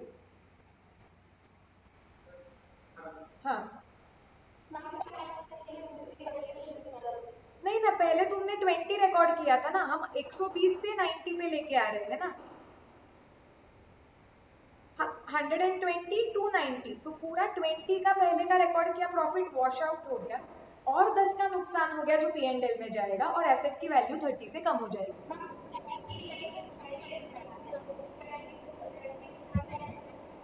नहीं, second year से third year में नहीं जा रहे, ये अलग केस है कि सेकेंड ईयर में ही है।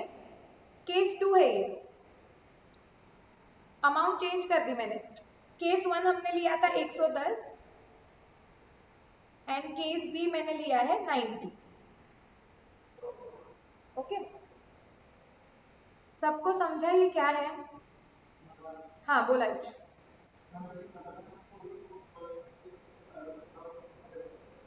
हम्म, तो वापस लेके आना ऊपर।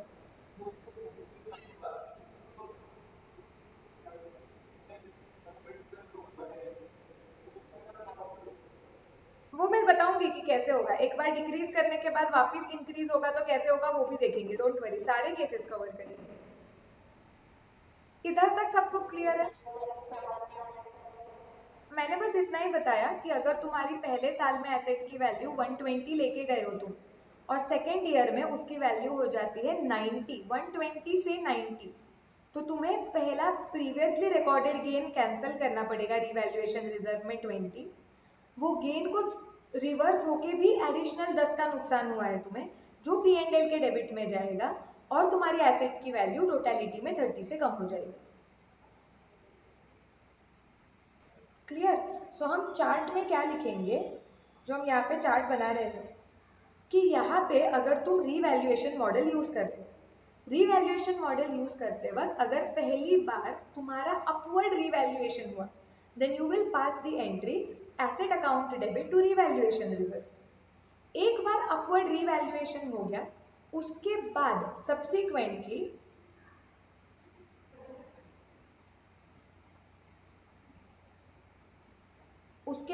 सब्सिक्वेंटली, नेक्स्ट टाइम जब तुम रीवैल्यूएशन करने गए तो डिक्रीज हो गई एसेट की वैल्यू, तो तुम्हारी एंट्री क्या आएगी? उस केस में तुम्हारी एंट्री आती है revaluation reserve account debit. Okay, हम क्या लिखेंगे? First previously recorded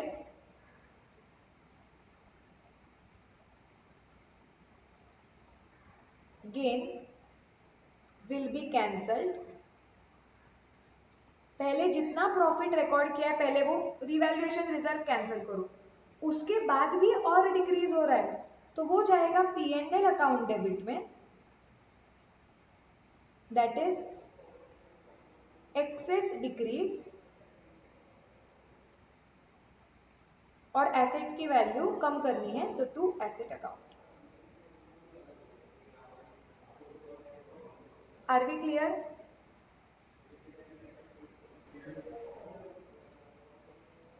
yes, okay. अब इतना पहले लिख लोगे फिर डिक्रीज के केस पे जाओ, ताकि कंफ्यूजन ना हो, थोड़ा ब्रेक मिल जाए।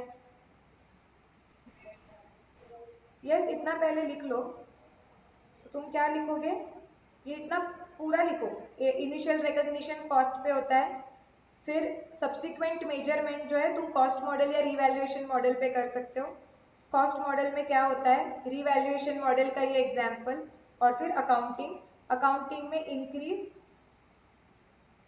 और डिक्रीज के नीचे भी ऐसे लिखने को स्पेस छोड़ना। सो राइट फ्रॉम योर।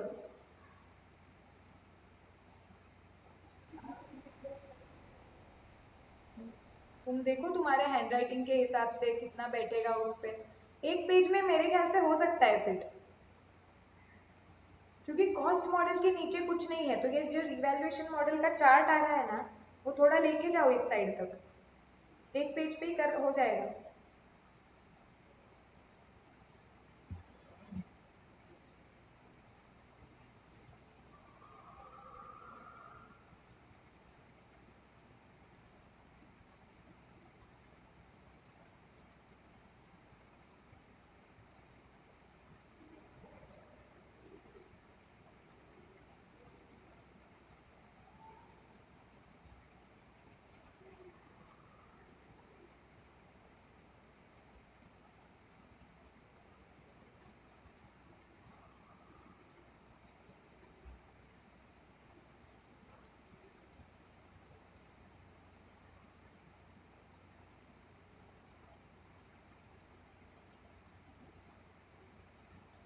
तुम्हारे लेजर के टेस्ट भी चेक होके आ गए हैं, आज अपलोड कर देती हूँ मैं।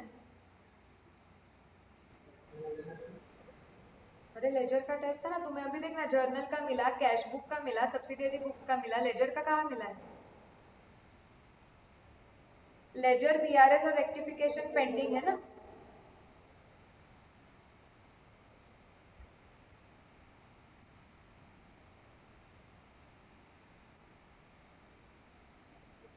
हम्म, आएंगे, समझ जाएगा।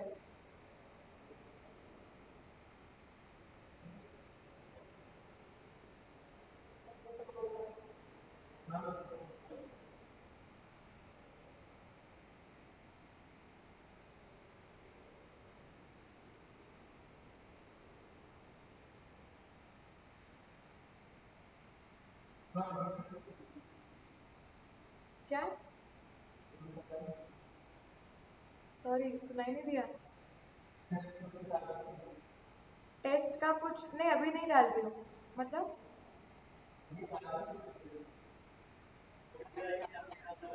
अपलोड कर, अरे वो ये करना पड़ेगा डाउनलोड करके। कर 20-25 मिनट लगेगी, चल। कहा उतना बड़ा, बट एक्चुअली आइडिया अच्छी, मेरा तब तक थोड़ा काम तो हो जाएगा। मैं 20-25 मिनट तुम लगाओ, मैं नहीं देने वाली हूँ, maximum you have 6 minutes, completed in 6 minutes.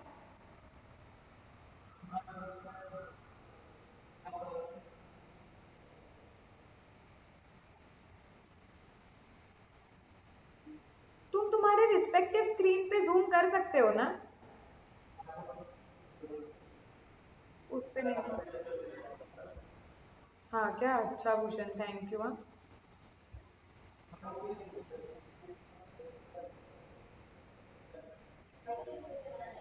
Depreciation gets captured. रुको, कैरन बोलिए रेयर इवेंट हुआ है, बताओ। हाँ कैरन बोलो। हाँ of course, see she can zoom.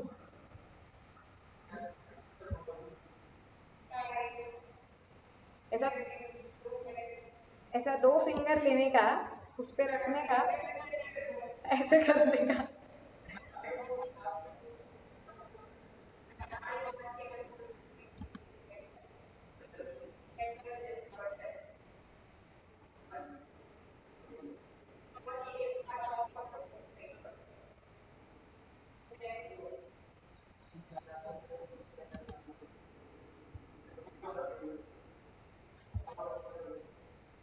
और छोटा कैसे दिखेगा, एक तो सेम रहेगा।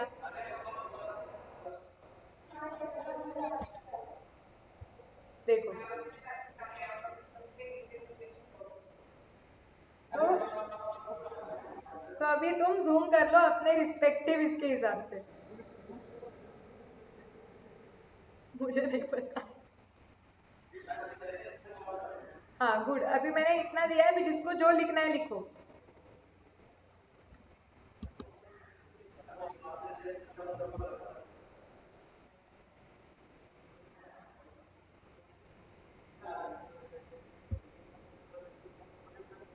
हाँ हाँ, सच में।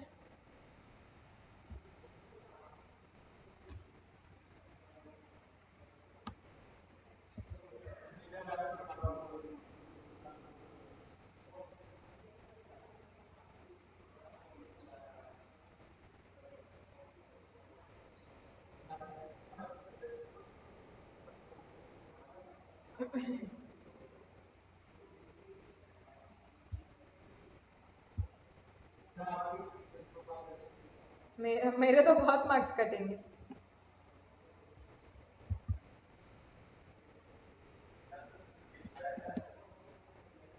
क्यों नहीं जाना चाहिए टेक्निकली तो?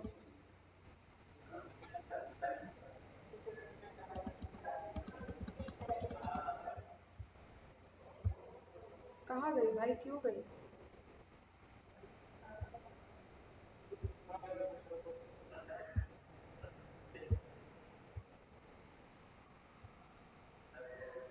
एक सेकेंड रुका,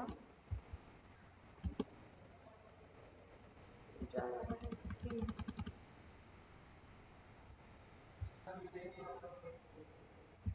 चलो, फोकस करो अभी कंसेप्ट पे। सो इंक्रीज वाला पार्ट हमारा पूरा हो चुका है। अब हम डिक्रीज वाले पार्ट पे डिस्कस करते हैं कि सपोज मैंने एसेट खरीदी थी और वो पहले डिक्रीज हो गई फर्स्ट ईयर में, ठीक है। यहाँ पे चाहिए तो एलिमिनेट कर देते हैं सब।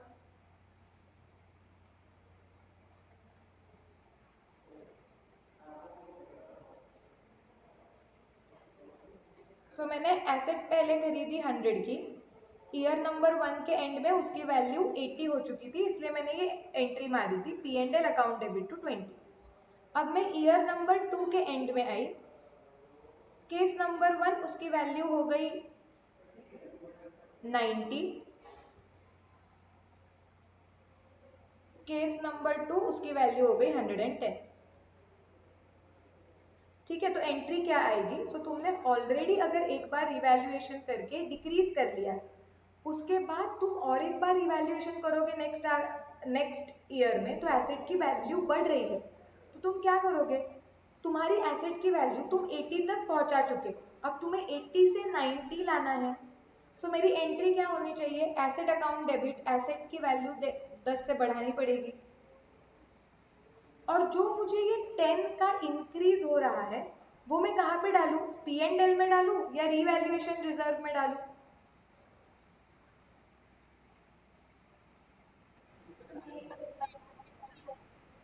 मैंने 80 की वैल्यू थी, सब लोग प्लीज एकदम कंसंट्रेशन हाई रखो, इंपॉर्टेंट कंसेप्ट है, प्लीज कंसंट्रेशन हाई रखो। मेरी एसेट की वैल्यू ओरिजिनली 100 थी, फर्स्ट ईयर के एंड में मैंने उसे रीवैल्यू करके 80 पे लेके आई हूँ मैं। सो मैंने P&L account debit to asset account ये एंट्री मार ली है। ईयर नंबर 2 में मैं ऑफकोर्स वापस रिवैल्यूएशन करूंगी। अब मुझे पता चला एसेट की वैल्यू 90 हो चुकी है, मतलब 80 से 90 10 का इंक्रीज हो गया है, तो मैं एसेट अकाउंट को डेबिट दे दिया 10 का। क्रेडिट किसको दूं? P&L को क्रेडिट दूं या रिवैल्यूएशन रिजर्व को दूं? किसको? P&L को, कुछ लोग revaluation reserve. And the correct answer it will go to P&L, क्योंकि सेम लॉजिक ना, तुमने पहले पिछले साल 20 रुपए का जब एसेट की वैल्यू तुमने 100 से 80 की, तुमने 20 का लॉस P&L में रिकॉर्ड हुआ। अब जब तुम्हारी एसेट की वैल्यू 10 से बढ़ रही है, ये लॉस रिवर्स हो रहा है ना 10 से, तो ये लॉस रहा ही नहीं, तो तुम P&L में उसे क्यों रख रहे हो? उसे कैंसिल कर दो ना। Again it is reversal of loss. हाँ बोलो।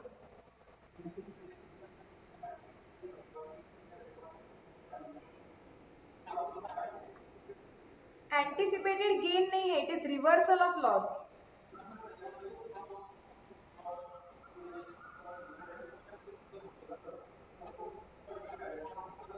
बट गेन नहीं है ना आयुष, गेन कब होगा? अकाउंट्स क्या बोलेगा कि तू 100 के ऊपर जा तो तेरा गेन हो रहा है, तो तू वो जो गेन तुझे होगा, जब तुझे असली फायदा होगा, when you go from 100 to 110, that I will not allow you to record in P&L।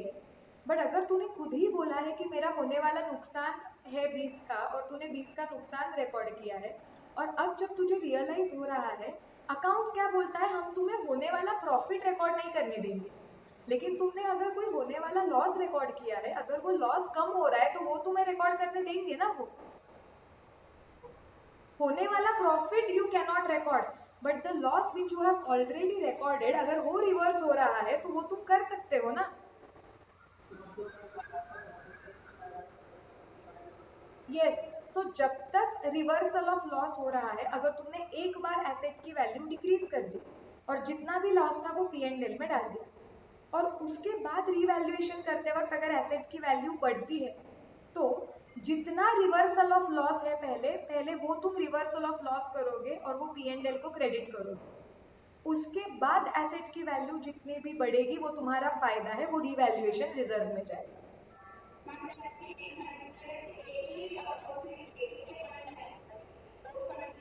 हाँ, तो वो मैं केस कवर करूंगी। अभी क्या हो गया, 80 से 90 हो गया पहले, तो वो P&L के क्रेडिट हो गया।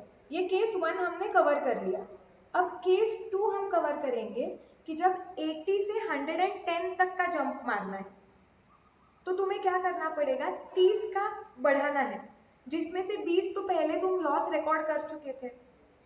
सो तुम्हारी एंट्री आएगी asset account debit 30, to P and L को हम कैंसिल कर देंगे 20 एंड टू रिवैल्यूएशन रिजर्व 10।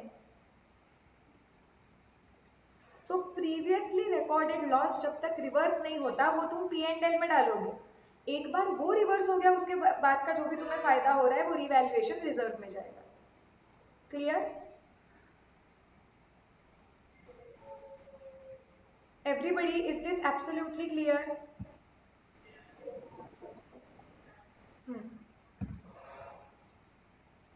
तो यहाँ पे लिख दोगे कि एनी सब्सिक्वेंट इंक्रीज अगर हुआ तो मेरी एंट्री आएगी asset account debit to P and L. अब मैं ये इरेज कर देती हूँ, मेरे पास जगह नहीं है।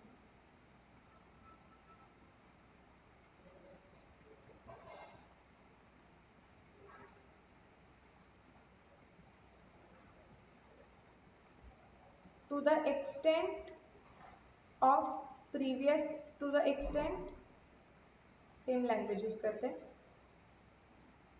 Previously recorded loss gets cancelled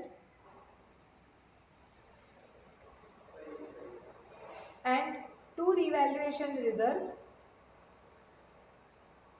any further और excess increase। इसके बाद का अगर कोई इंक्रीज हो रहा है लॉस रिवर्स करने के बाद भी, तो इसका मतलब तुम कॉस्ट के ऊपर जा रहे हो तो वो रिवैल्यूएशन रिजर्व में जाएगा।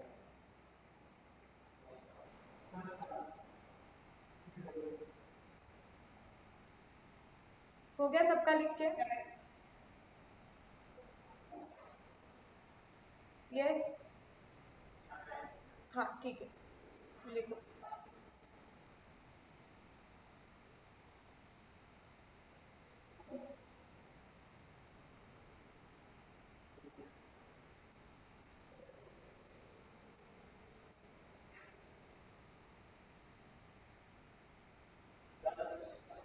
नीचे का अभी तुम वो चार्ट में जो तुम्हें नोट लिखना है वो नोट लिख दो नीचे। चार्ट खत्म हो गया।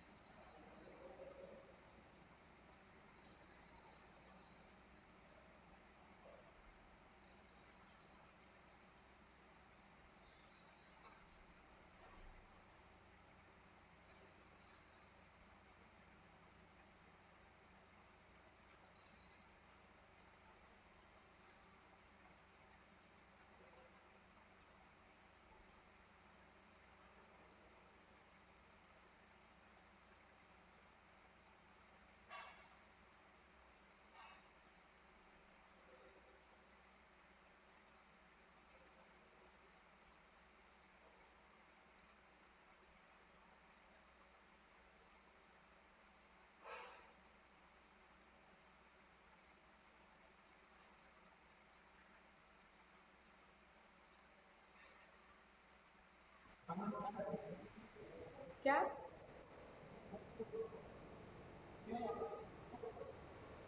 Assets of same nature and use.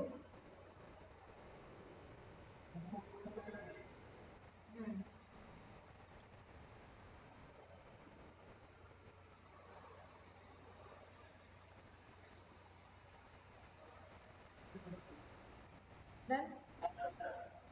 चलो, अब तक जो हमने आज कंसेप्ट किया वो क्विकली पूरा एक बार रिवाइज करेंगे, फिर मैं छोड़ दूंगी क्योंकि ये हैवी हो गया है। मुझे एक्चुअली अभी कुछ नहीं है, चैप्टर खत्म हो गया है, इतना ही कंसेप्ट था इसमें। अब सिर्फ इससे रिलेटेड दो छोटे सम्स हैं जो मैं कल करवा के लूंगी, और एक बड़ा सम है डेप्रिसिएशन का मॉड्यूल का, वो खत्म करना है। सो concept wise the chapter is over. बहुत गेंडा चैप्टर है ये कंसेप्ट वाइज। तो ये बहुत एक्चुअली मुझे लगता है सबसे ज़्यादा सब कंसेप्ट इसी चैप्टर में है। तो ये हो चुका है चैप्टर, हम क्विकली रिवाइज कर देते हैं और कल इसके वो 3 क्वेश्चंस, 2 छोटे 1 बड़े कंप्लीट कर देंगे, so that we can start with the fresh chapter which is bills of exchange. चलो, अब रीवैल्यूएशन से रिलेटेड सबसे पहले हम लोगों ने पूरा अभी तक क्या क्या देखा। हमने पहले देखा कि ये जो एसेट्स हम डील करते हैं उसे टेक्निकली बोलते हैं property plant and equipment. Property plant and equipment का डेफिनेशन क्या होता है, that any tangible asset which is held for use in production of goods और रेंडरिंग ऑफ सर्विसेज और for rental to others or for administrative purpose and it is intended to be used or to be held for a period of more than 12 months. So उसे property plant and equipment बोलते हैं। अगर आप property plant and equipment आपने खरीदा है तो जब आप पहली बार उसे बुक्स ऑफ अकाउंट्स में लाते हो तो पहली बार वो इनिशियली रिकॉग्नाइज होता है कॉस्ट पे। उसके बाद जब आप उसे बैलेंस शीट पे दिखाते हो उसकी वैल्यू, सब्सिक्वेंट मेजरमेंट करने के आपके पास 2 तरीके होते हैं। वो होता है या तो आप कॉस्ट मॉडल सिलेक्ट कर सकते हो या तो आप रिवैल्यूएशन मॉडल सिलेक्ट कर सकते हो। कॉस्ट मॉडल में क्या होता है, एसेट अपने कॉस्ट पे दिखेगी, उस पर डेप्रिसिएशन लगता रहेगा, बैलेंस शीट में प्रेजेंट होता है कॉस्ट माइनस एक्यूमुलेटेड डेप्रिसिएशन, वो उसकी वैल्यू जो अब तक हम करते आ रहे हैं। रीवैल्यूएशन मॉडल में कंपनीज को, एंटरप्राइजेस को, बिजनेसेस को ये ऑप्शन दिया गया है कि हर साल के एंड में आप देखो तुम्हारे एसेट की एक्चुअली वैल्यू क्या है और वो एसेट को वो वैल्यू पे लेके आओ, भले वो इंक्रीज्ड वैल्यू हो सकती है या डिक्रीज्ड वैल्यू हो सकती है। सो अगर आप रीवैल्यूएशन मॉडल सिलेक्ट करते हो तो आप अकाउंटिंग कैसे करोगे। एक बार आपकी एसेट पहले रिकॉर्ड हो गई तो फर्स्ट ईयर के एंड में आपकी एसेट की वैल्यू सपोज इंक्रीज हुई तो your entry will be asset account debit to revaluation reserve. Decrease हुई तो आपकी एंट्री होगी कि P and L account debit to asset account. Every time increase मतलब ये बेसिक एंट्री होगी इंक्रीज और डिक्रीज। एक बार अगर आपने फर्स्ट ईयर में सपोज इंक्रीज कर दिया, उसके बाद नेक्स्ट ईयर में वापस इंक्रीज होना होगा तो सेम एंट्री आएगी, asset account debit to revaluation reserve. लेकिन एक बार अगर आपने इंक्रीज कर दिया और उसके बाद के ईयर में एसेट की वैल्यू डिक्रीज हो गई तो आपकी एंट्री क्या आती है, आपको पहले रीवैल्यूएशन रिजर्व में जितना भी जमा हुआ प्रॉफिट है पहले वो रिवर्स करना पड़ेगा। उसके बाद भी अगर आपके एसेट की वैल्यू डिक्रीज हो रही है तो पी एंड एल को डेबिट करना पड़ेगा और एसेट को क्रेडिट करना पड़ेगा। अगर आप एक बार एसेट को की वैल्यू डिक्रीज कर चुके हो, ईयर नंबर 2 में वापस डिक्रीज हुई तो सेम एंट्री आएगी, P and L account debit to asset. लेकिन एक बार आपने डिक्रीज किया और उसके बाद आपको इंक्रीज करना है तो आपने पहला रिकॉर्ड किया हुआ लॉस पी एंड एल में आपको रिवर्स करना पड़ेगा। ओके, उसके बाद होने वाला फायदा आपको रिवैल्यूएशन रिजर्व में डालना पड़ेगा और एसेट अकाउंट की वैल्यू बढ़ानी पड़ेगी। तो asset account debit to P and L first and then to revaluation reserve. क्या ये मेथड सारे एसेट्स के लिए फॉलो करने पड़ते हैं same? Then the answer is no. You have to pick a model for each class of asset. So एक class में वो एसेट्स होते हैं which have similar nature and use, और सिमिलर और नेचर यूज वाले जो एक क्लास है वो एक क्लास के लिए आप एक ही मॉडल यूज कर सकते हो, लेकिन आप मल्टीपल क्लासेस के लिए मल्टीपल मॉडल्स यूज कर सकते हो।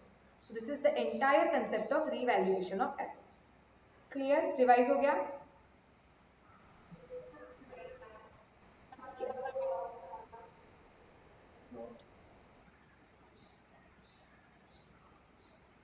डन। तो तुम्हारा होमवर्क भी चेक हो चुका है, कल क्विकली इसके सम्स करेंगे। ये इम्पॉर्टेंट कंसेप्ट है इस बार मुझे लग रहा है, क्योंकि इससे रिलेटेड सिर्फ ये चार्ट दिया गया था पहले और एक छोटा एग्जाम्पल था। प्रैक्टिकल क्वेश्चंस में इसके एग्जाम्पल्स नहीं थे। रीवैल्यूएशन पे अभी तक क्वेश्चन नहीं पूछा गया है सिलेबस में, लेकिन इस बार खास इस टॉपिक पे दो क्वेश्चंस प्रैक्टिकल क्वेश्चन में ऐड किए गए हैं।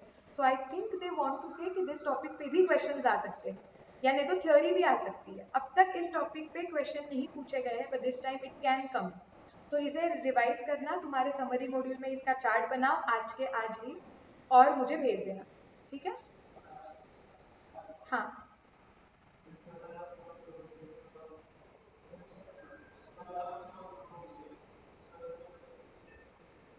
छोटे छोटे सम्स है, रिकॉर्डिंग दे दूंगी मैं आयुष,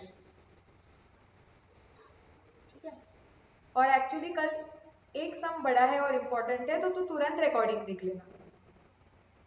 अपलोड हो जाएंगे अभी, क्योंकि अभी एक सर जहाँ से क्लास लेते हैं वहाँ से अपलोडिंग का स्पीड भी फास्ट है, तो हो जाएंगे अपलोड।